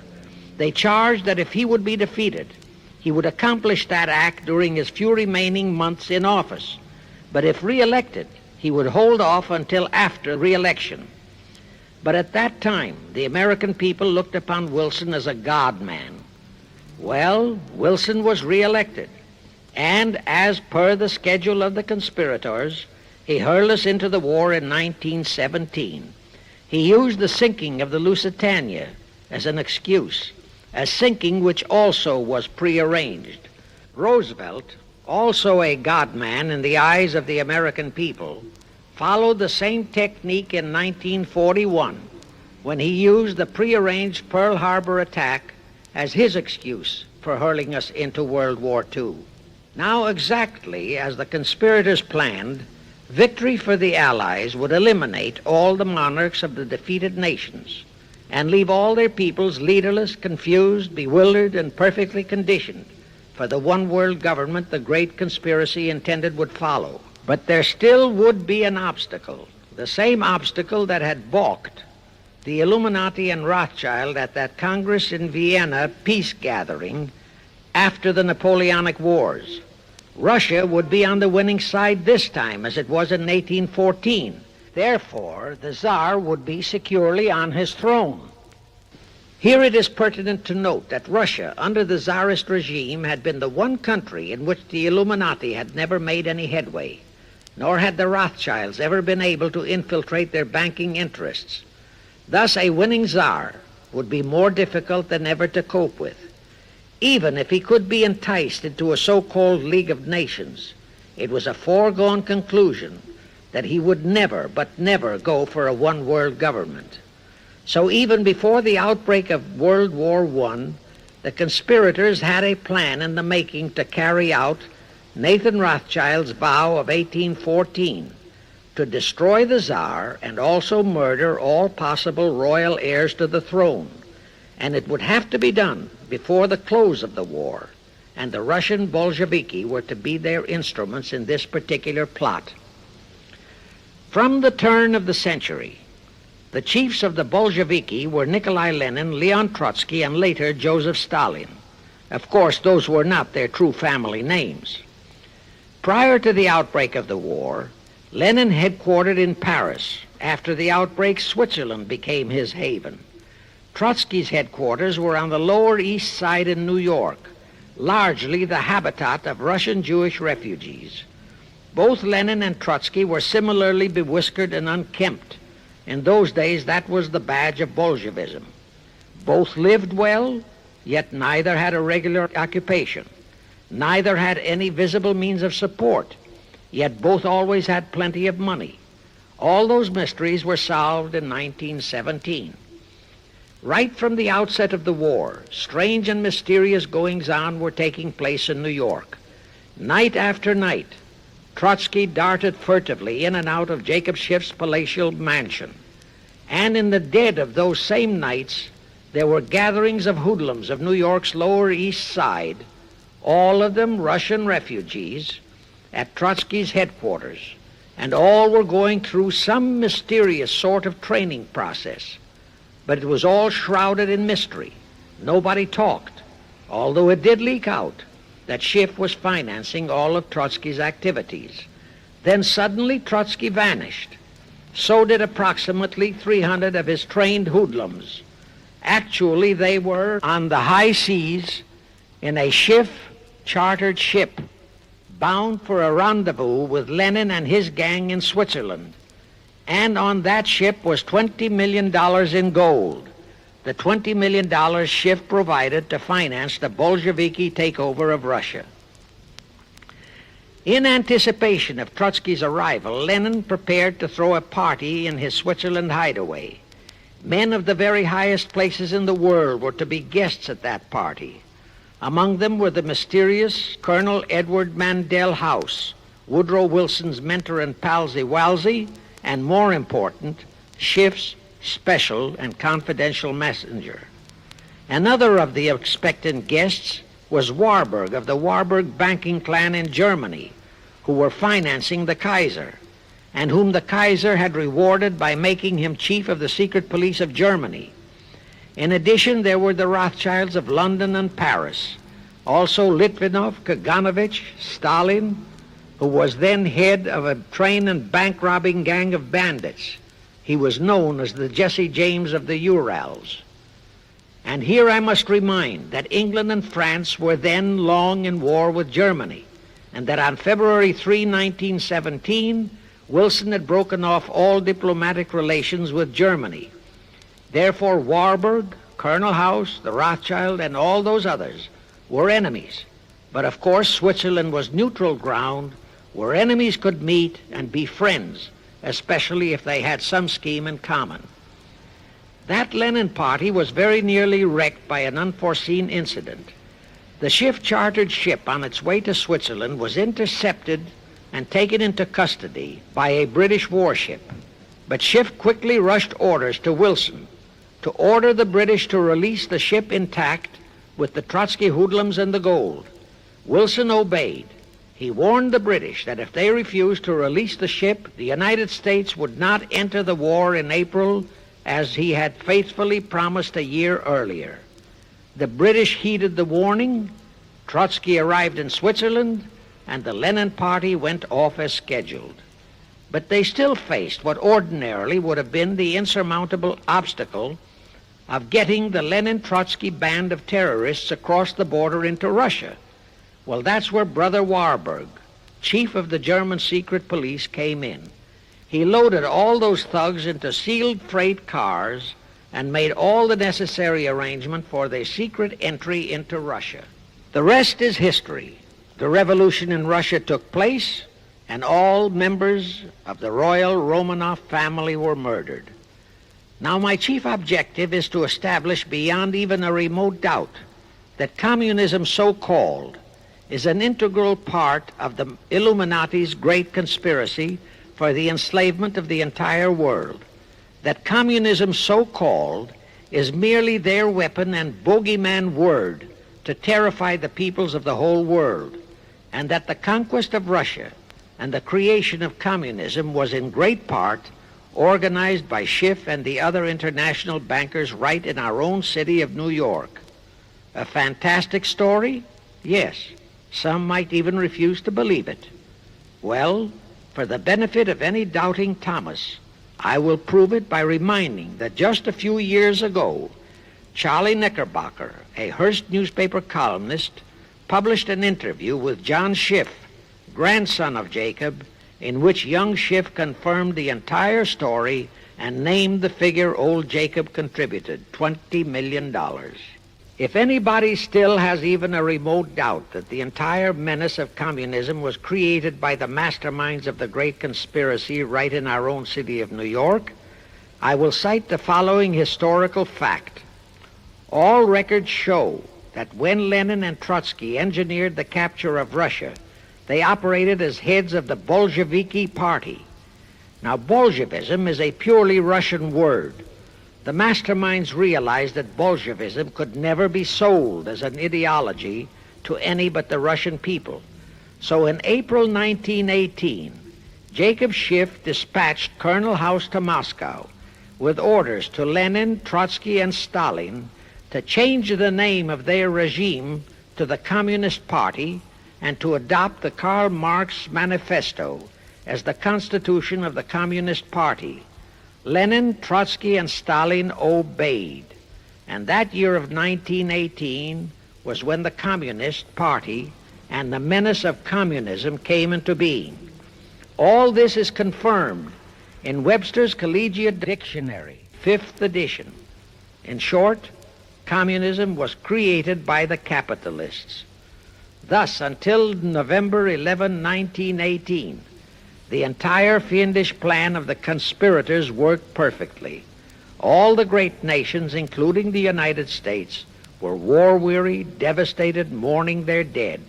Peace was the great universal desire. Thus, when it was proposed by Wilson to set up a League of Nations to ensure peace, all the great nations, with no Russian czar to stand in their way, jumped on that bandwagon without even stopping to read the fine print in that insurance policy. That is, all but one, the United States, the very one that Schiff and his co-conspirators least expected would balk. And that was their one fatal mistake in that early plot. You see, when Schiff planted Woodrow Wilson in the White House, the conspirators assumed that they had the United States in the proverbial bag. Wilson had been perfectly built up as a great humanitarian. He supposedly became established as a God-man with the American people. There was every reason for the conspirators to have believed that he would easily hornswoggle Congress into buying the League of Nations sight unseen, exactly as the Congress of 1945 bought the United Nations sight unseen. But there was one man in the Senate in 1918 who saw through that scheme just as the Russian Tsar did in 1814. He was a man of great political stature, almost as great as that of Teddy Roosevelt, and fully as astute. He was highly respected and trusted by all members of both houses of Congress and by the American people. The name of that great and patriotic American was Henry Cabot Lodge, not the phony of today who called himself Henry Cabot Lodge, Jr. until he was exposed. Lodge completely unmasked Wilson and kept the United States out of the League of Nations. Here it becomes of great interest to know the real reason for the Wilson League of Nations flop. As I previously stated, Schiff was sent to the United States to carry out 4 specific assignments. Number 1 and most important was to acquire complete control of the U.S. money system. Number 2, as outlined in the original Weishaupt Illuminati blueprint, he was to find the right kind of men to serve as stooges for the great conspiracy and promote them into the highest offices in our federal government, our Congress, our U.S. Supreme Court, and all federal agencies, such as the State Department, the Pentagon, the Treasury Department, etc. Number 3, destroy the unity of the American people by creating minority group strife throughout the nation, especially between the whites and blacks as outlined in Israel Cohen's book. Number 4, create a movement to destroy religion in the United States, with Christianity to be the chief target or victim. In addition, he was strongly reminded of the imperative directive in the Illuminati blueprint to achieve full control of all mass communications media, to be used to brainwash the people into believing and accepting all of the maneuverings of the great conspiracy. Schiff was warned that only control of the press, at that time our only mass communications media, would enable him to destroy the unity of the American people. Now then, Schiff and his co-conspirators did set up the NAACP, the National Association for the Advancement of the Colored People, in 1909. And in 1913, he set up the Anti-Defamation League of the B'nai B'rith. Both were to create the necessary strife.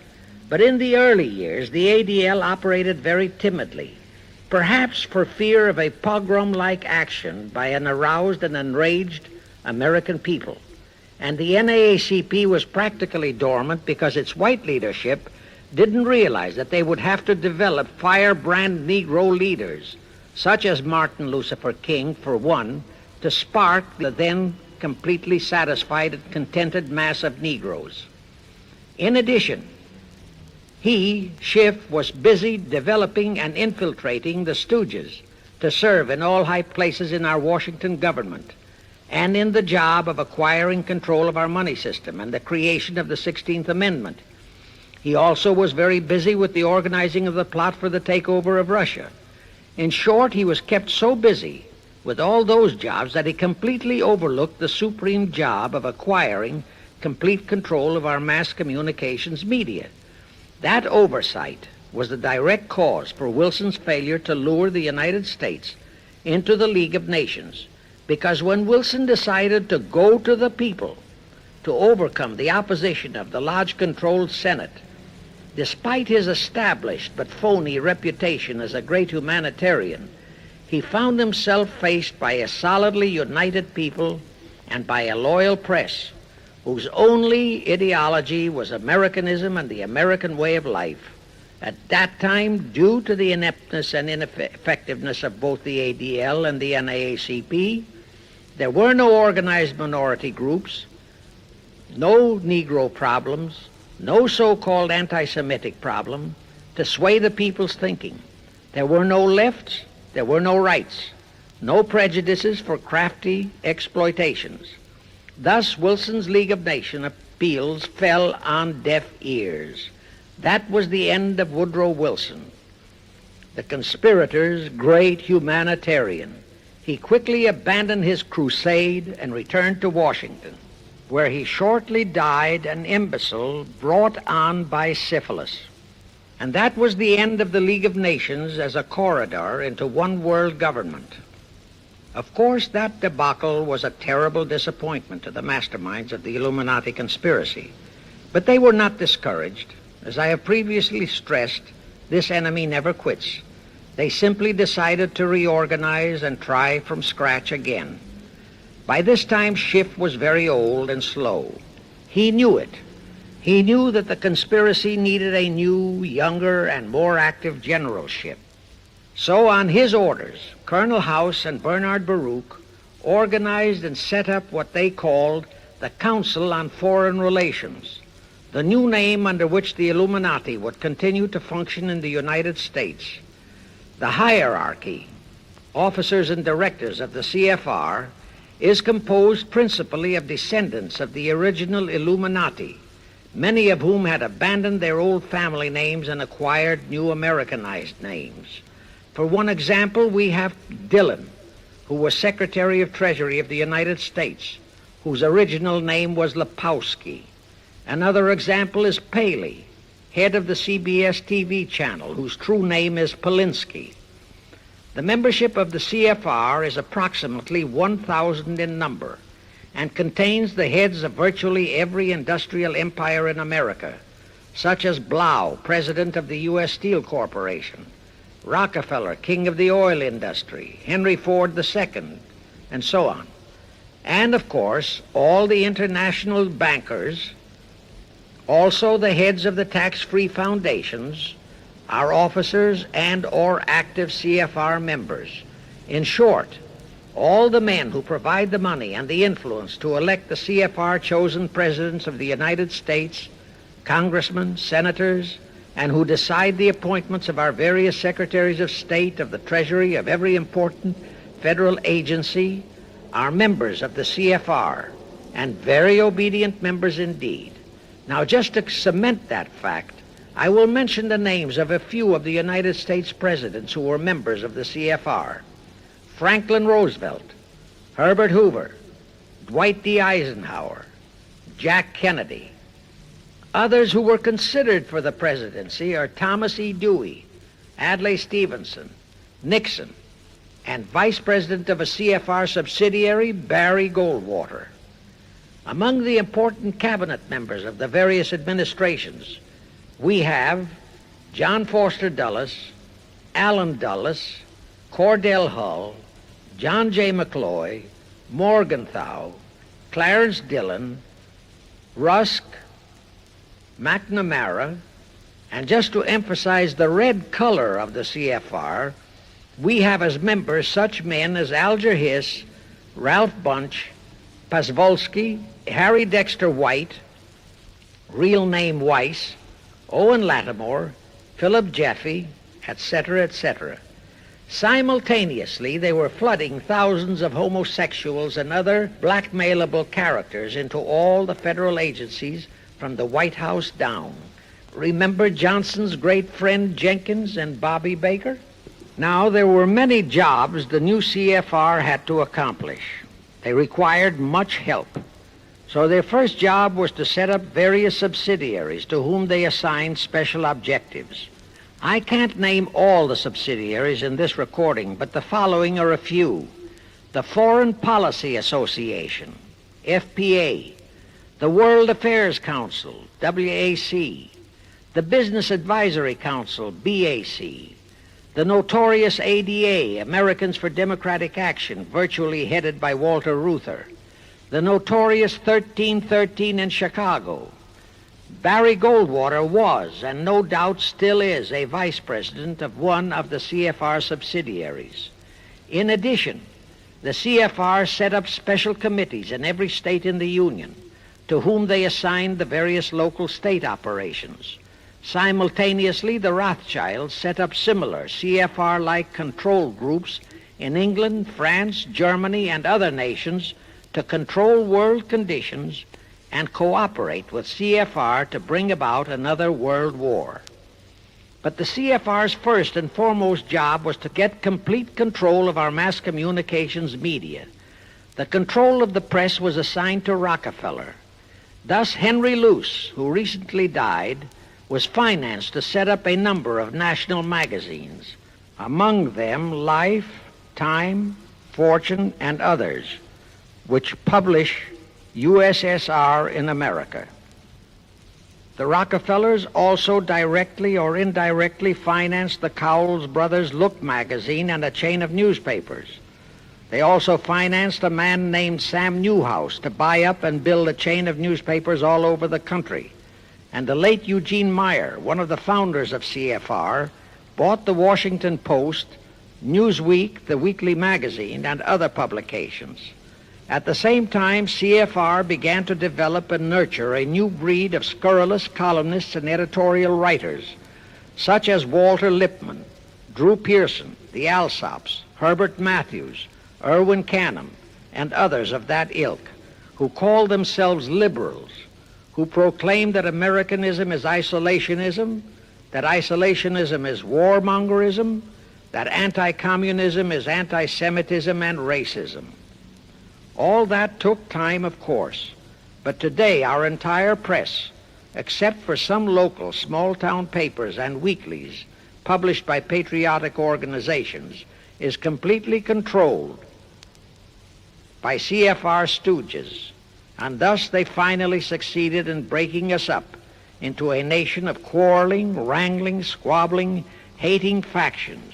Now, if you still wonder about the slanted news and outright lies you read in your paper, you have the answer.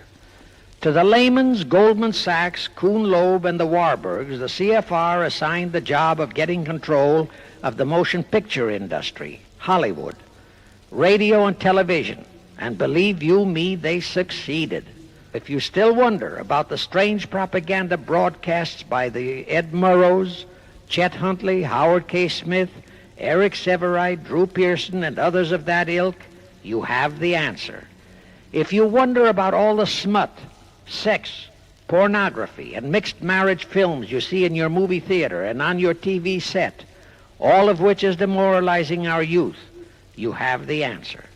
The whole story of the CFR conspiracy takeover of our mass communications media is far too long to include in this recording, but you can find it in the News Bulletin number 125, entitled How to Get the Reds Out of Communications Media.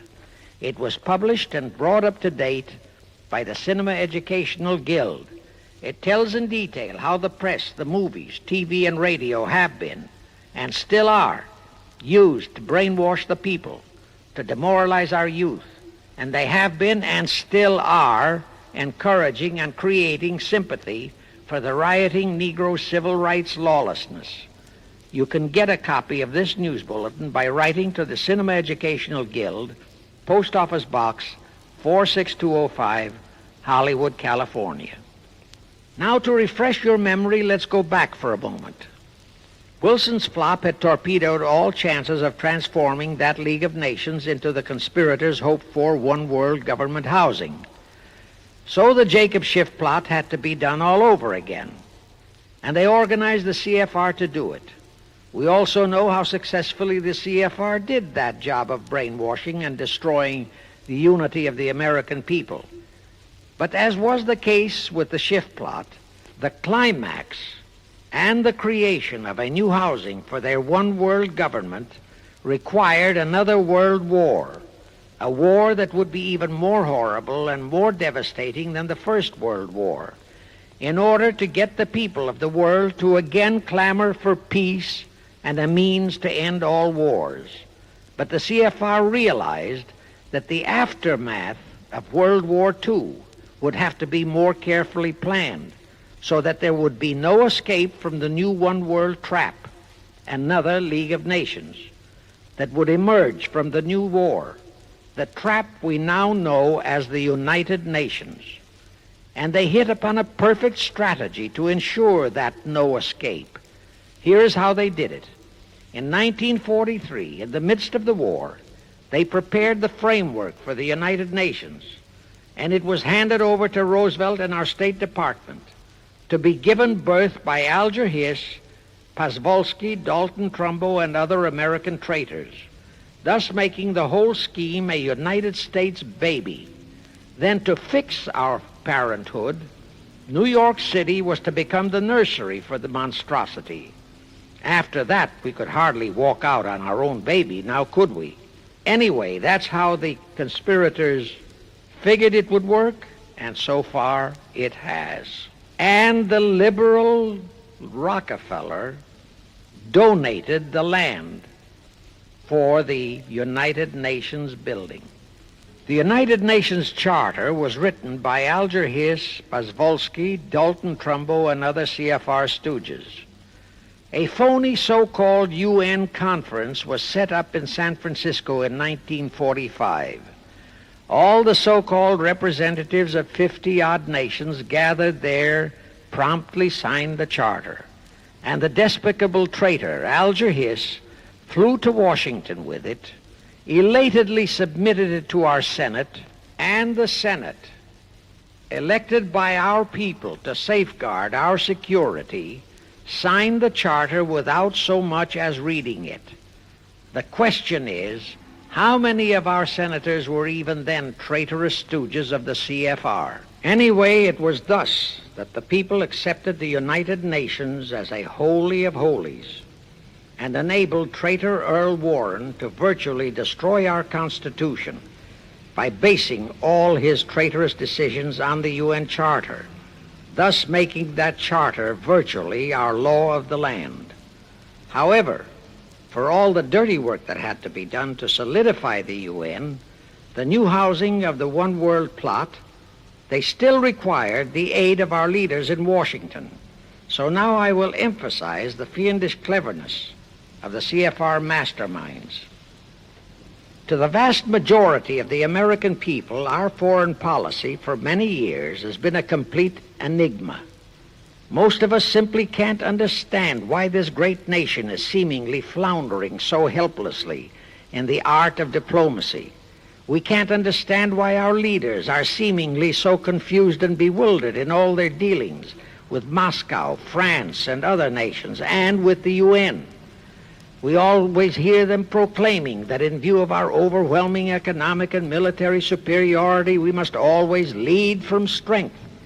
Yet at all the summit meetings and conferences, they cringe and stammer and stutter, and so to speak, come out with their tails between their hind legs. We can't understand the foreign aid to Tito, an avowed enemy, to Poland, an avowed enemy, to all the avowed communist nations. We can't understand why the expenditure of hundreds of billions of dollars has failed to slow down, let alone stop, the march of communism. We are perplexed by the seeming ineptness of the State Department, the Defense Department, the CIA, the USIA, of all our federal agencies. Again and again and again we have been startled, shocked, bewildered, and horrified by their mistakes in Berlin, in Korea, in Laos, in Katanga, in Cuba, in Vietnam. Mistakes that always favor the enemy, never the United States. Under the law of averages, they should have made at least one or two mistakes in our favor, but they never did. What's the answer? The answer is the CFR and the parts played by their subsidiaries and stooges in Washington. Thus, we know that complete control of our foreign relation policy is the key to the success of the entire Illuminati one-world plot. Here is the further proof. Earlier, I fully established that Schiff and his gang had financed the Lenin-Trotsky-Stalin takeover of Russia and fashioned its communist regime into becoming their chief instrument to keep the world in turmoil and to finally terrorize all of us into seeking peace in a UN one-world government. But the conspirators knew that the Moscow gang could not become such an instrument until and unless the whole world would accept the communist regime as the legitimate, de jure government of Russia. Only one thing could accomplish that: recognition by the United States. The conspirators figured that the whole world would follow our lead, and that's when the Wilson flop very nearly wrecked the entire plot.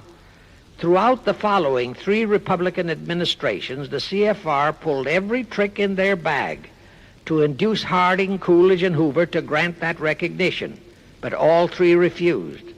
As a result, in the late 1920s, the Stalin regime was in dire straits. Despite all purges and secret police controls, the Russian people were growing more and more restive. It is a matter of record, admitted by Litvinov, that during 1931 and 1932, Stalin and his whole gang were always packed and ready for instant flight. Then in November 1932, the conspirators achieved their greatest coup. They landed Franklin Roosevelt in the White House. Crafty, unscrupulous, utterly without conscience, that charlatan traitor turned the trick for them. Without even asking consent of Congress, he unlawfully proclaimed recognition for the Stalin regime. That did it. And exactly as the conspirators figured, the whole world did follow our lead. Automatically, that squelched the previously growing resistance movement of the Russian people. That automatically launched the greatest menace the civilized world has ever known. The rest is too well known to need repeating. We know how Roosevelt and his traitorous State Department kept building up the communist menace right here in our own country, and thus throughout the world. We know how he perpetrated that Pearl Harbor atrocity for his excuse to hurl us into World War II. We know all about his secret meetings with Stalin at Yalta and how he, with Eisenhower's help, delivered the Balkans and Berlin to Moscow. And last, but by no means least, we know that 20th century Benedict Arnold not only dragged us into that new corridor, the United Nations, into one world government, but actually schemed all the arrangements to plant it within our country. In short, the day that Roosevelt entered the White House, the CFR conspirators regained full control of our foreign relations machinery and firmly established the United Nations as the housing for the Illuminati one world government. I wish to stress one other very vital point. That Wilson League of Nations flop brought Schiff and his gang to the realization that control of just the Democratic Party was not enough. True, they could create a crisis during the Republican administration, as they did in 1929 with their Federal Reserve manufactured crash and depression, which would bring another Democrat stooge back into the White House. But they realized that a 4-year disruption in their control of our foreign relation policies could play havoc with the progress of their conspiracy.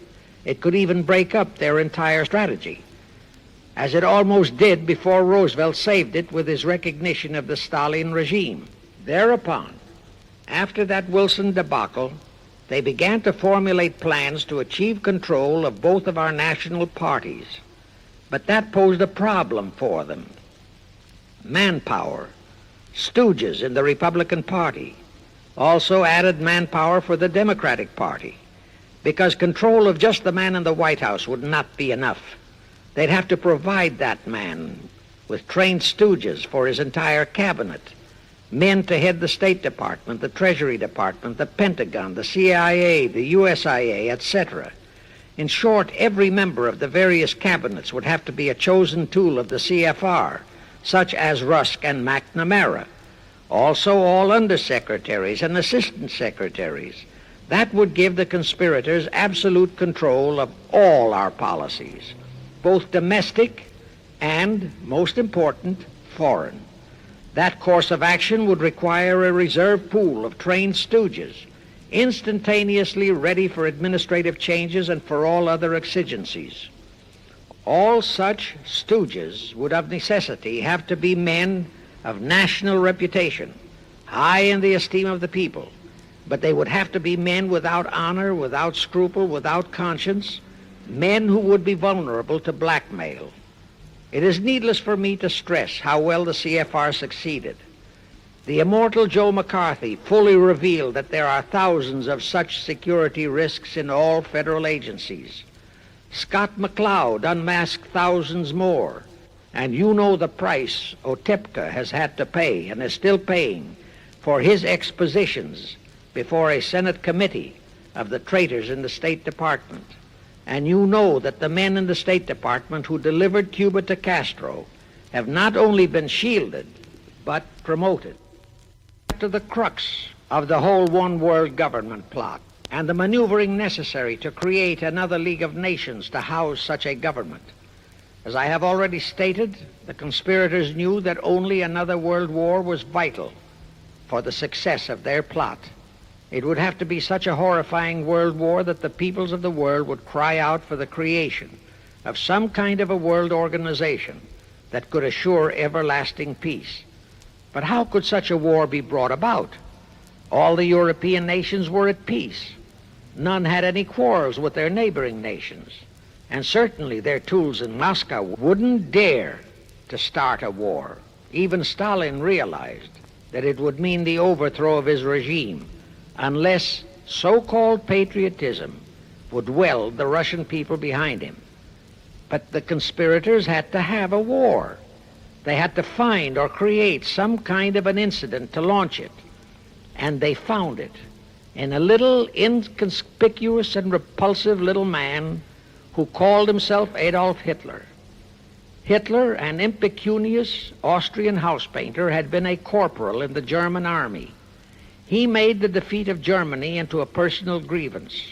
He began to rabble-rouse about it in the Munich, Germany area. He began to spout about restoring the greatness of the German Empire and the might of the German soldiery. He advocated the restoration of the old German military to be used to conquer the whole world. Strangely enough, Hitler, the little clown that he was, could deliver a rabble-rousing speech, and he did have a certain kind of magnetism. But the new authorities in Germany didn't want any more wars, and they promptly threw the obnoxious Austrian house painter into a prison cell. Aha! Here was the man, decided the conspirators, who, properly directed and financed, could be the key to another world war.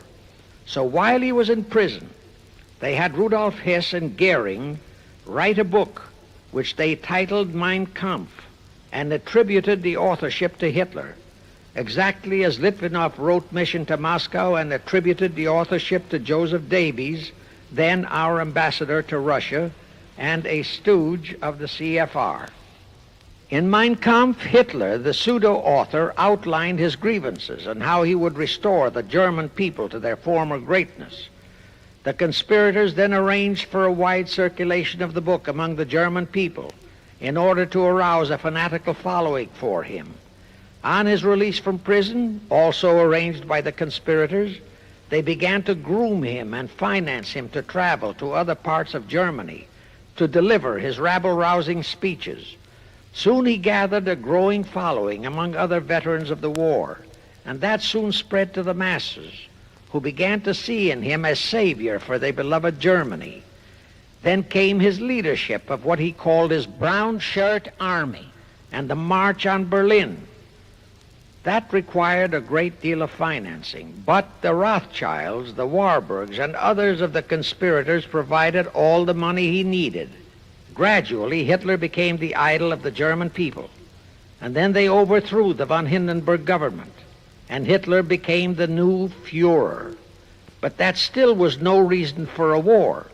The rest of the world watched Hitler's rise, but saw no reason to interfere in what was distinctly a domestic condition within Germany. Certainly none of the other nations felt it was a reason for another war against Germany, and the German people were not yet incited into enough of a frenzy to commit any acts against any neighboring nation, not even against France, that would lead to a war. The conspirators realized they would have to create such a frenzy that would cause the German people to throw caution to the winds and at the same time horrify the whole world. And incidentally, Mein Kampf was actually a follow-up of Karl Marx's book, A World Without Jews. The conspirators suddenly remembered how the Schiff Rothschild gang had engineered the pogroms in Russia, which slaughtered many, many thousands of Jews and created a worldwide hatred for Russia. And they decided to use that same unconscionable trick to inflame the new Hitler-led German people into a murderous hatred of the Jews. Now, it is true that the German people never had any particular affection for the Jews, but neither did they have an ingrained hatred for them. Such a hatred would have to be manufactured, so Hitler was used to create it. This idea more than appealed to Hitler. He saw in it the grisly gimmick to make him the God-man of the German people. Thus, craftily inspired and coached by his financial advisors, the Warburgs, Rothschilds, and all the Illuminati masterminds, he blamed the Jews for the hated Versailles Treaty and for the financial ruination that followed the war. The rest is history. We know all about the Hitler concentration camps and the incineration of hundreds of thousands of Jews, not the 6 million, nor even the 600,000 claimed by the conspirators, but it was enough. And here let me reiterate how little the internationalist bankers, the Rothschilds, Schiffs, Lehmans, Warburgs, Baruchs, care about their racial brethren who were the victims of their nefarious schemes. In their eyes, the slaughter of the several 100,000 innocent Jews by Hitler didn't bother them at all. They considered it a necessary sacrifice to further their Illuminati one-world plot, just as the slaughter of the many millions in the wars that followed was a similar necessary sacrifice. And here is another grisly detail about those concentration camps. Many of the Hitler soldier executioners in those camps had previously been sent to Russia to acquire their arts of torture and brutalization so as to emphasize the horrors of the atrocities. All this created a new worldwide hatred for the German people, but it still did not provide a cause for war. Thereupon Hitler was incited to demand the Sudetenland. You remember how Chamberlain and the then diplomats of Czechoslovakia and France surrendered to that demand. That led to further Hitlerian demands for territories in Poland and in the French Saar territories. Those demands were rejected. Then came his pact with Stalin. Hitler had been screaming hatred against communism. Oh, how he ranted against communism. But actually, Nazism was nothing but socialism, and communism is, in fact, socialism. But Hitler disregarded all that. He entered into a pact with Stalin to attack and divide Poland between them. While Stalin marched into one part of Poland, for which he was never blamed, the Illuminati mastermind saw to that. Hitler launched a blitzkrieg on Poland from his side. The conspirators finally had their new world war, and what a horrible war it was. And in 1945, the conspirators finally achieved the United Nations, their new housing for their one world government. And truly amazing, all of the American people hailed this foul outfit as a holy of holies, even after all the true facts about how the UN was created were revealed. the American people continued to worship that evil outfit. Even after Alger Hiss was unmasked as a Soviet spy and traitor, the American people continued to believe in the UN. Even after I had publicly revealed the secret agreement between Hiss and Molotov that a Russian would always be the head of the military secretariat, and by that token, the real master of the UN, most of the American people continued to believe that the UN could do no wrong. Even after Trygve Lie, the first Secretary General of the UN, confirmed that Hiss-Molotov secret agreement in his book For the Cause of Peace, the vast majority of our people refused to lose faith in the UN.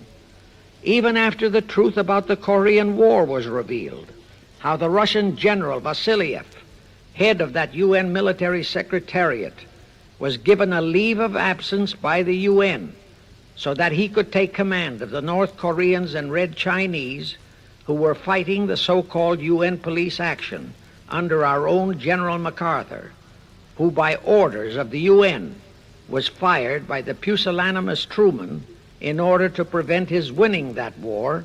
Our people still believed in the UN, despite our 150,000 sons who were murdered and maimed in that war.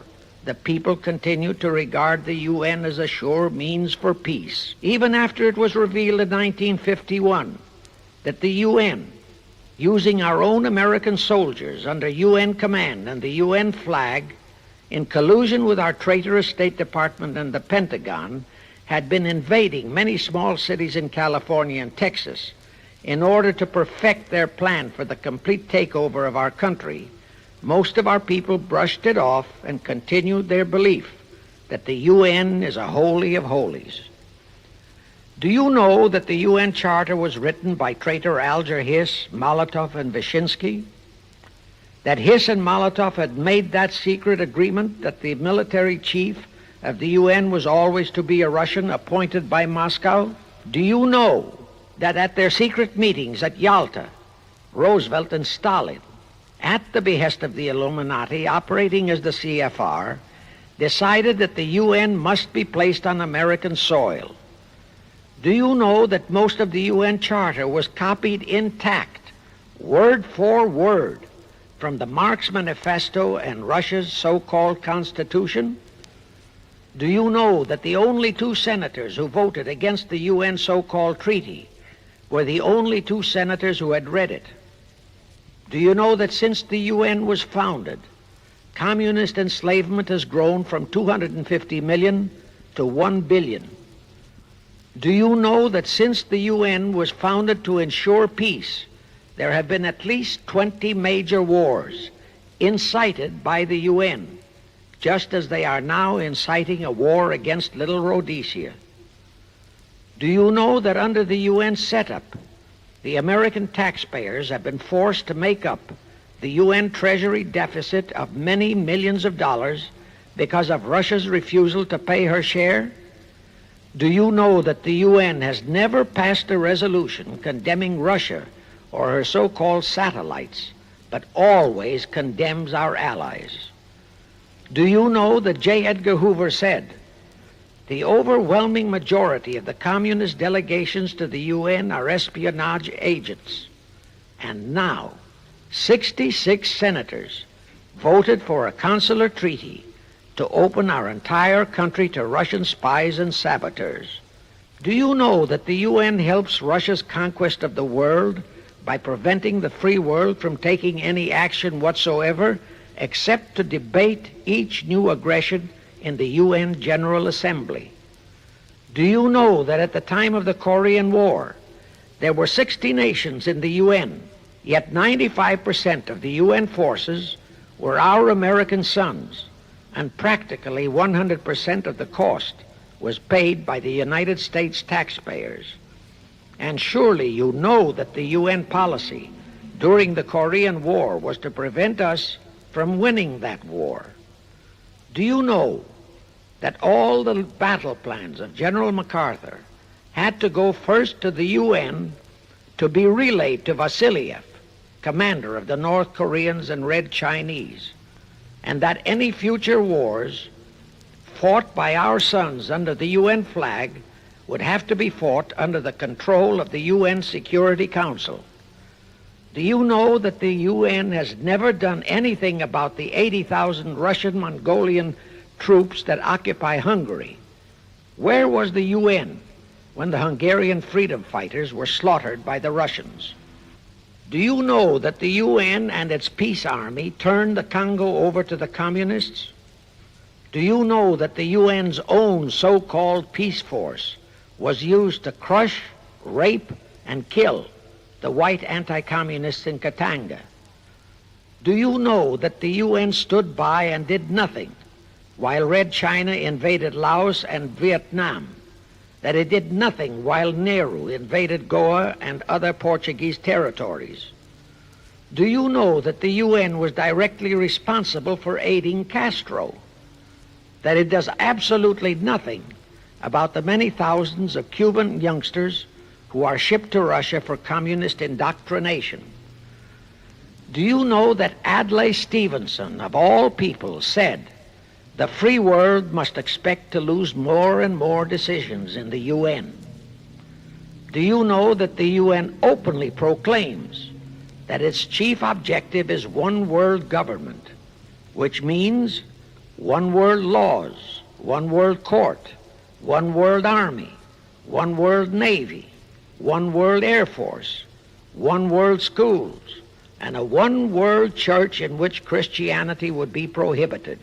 Do you know that a UN law has been passed to disarm all American citizens and to transfer all our armed forces to the UN? Such a law was secretly signed by Saint Jack Kennedy in 1961. Do you realize how that fits in with Article 47, Paragraph 3 of the UN Charter, which states, I quote, "The Military Staff Committee of the UN shall be responsible through the Security Council for the strategic direction of all armed forces placed at the disposal of the Security Council," unquote. And when and if all our armed forces are transferred to the UN, your sons would be forced to serve and die under UN command all over the world. This will happen unless you fight to get the U.S. out of the UN. Do you know that Congressman James B. Utt has submitted a bill to get the U.S. out of the UN and a resolution to prevent our president from forcing us to support the UN embargoes on Rhodesia? Well, he has, and many people all over the country are writing to their representatives to support the Utt bill and resolution. And did you know that to offset the Utt bill and resolution, 50 congressmen, spearheaded by Schweiker and Moorhead of Pennsylvania, have introduced a bill to immediately transfer all our armed forces to the UN? Can you imagine such brazen treason? Is your congressman one of those 50 traitors? Find out and take immediate action against him and help Congressman Utt. Now, do you know that the National Council of Churches passed a resolution in San Francisco which states that the United States will soon have to subordinate its will to that of the UN, and that all American citizens must be prepared to accept it? Is your church a member of the National Council of Churches? In connection with that, bear in mind that God is never mentioned in the UN Charter, and their meetings are never opened with prayer. The creators of the UN stipulated in advance that there should be no mention of God or Jesus Christ in the UN Charter or in its UN headquarters. Does your pastor subscribe to that? Find out. Furthermore, do you know that the great majority of the so-called nations in the UN are anti-Christianity? That the UN is a completely godless organization by orders of its creators, the CFR Illuminati. Now, Have you heard enough of the truth about the Illuminati's United Nations? Do you want to leave your sons and our precious country to the unholy mercy of the Illuminati's United Nations? If you don't, write, telegraph, or phone your representatives and senators that they must support Congressman Utt's bill to get the U.S. out of the UN and the UN out of the U.S. Do it today, now, before you forget. It is the only salvation for your sons and for our country. Now I have one more vital message to deliver.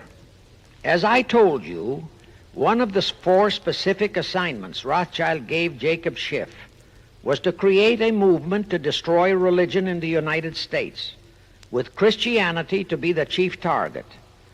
For a very obvious reason, the Anti-Defamation League wouldn't dare to attempt it, because such an attempt could create the most terrible bloodbath in the history of the world, not only for the ADL and the conspirators, but for the millions of innocent Jews. Schiff turned that job over to Rockefeller for another specific reason. The destruction of Christianity could be accomplished only by those who are entrusted to preserve it, by the pastors, the men of the cloth. As a starter, John D. Rockefeller picked up a young so-called Christian minister by the name of Dr. Harry F. Ward, Reverend Ward, if you please. At that time, he was teaching religion at the Union Theological Seminary. Rockefeller found a very willing Judas in this reverend.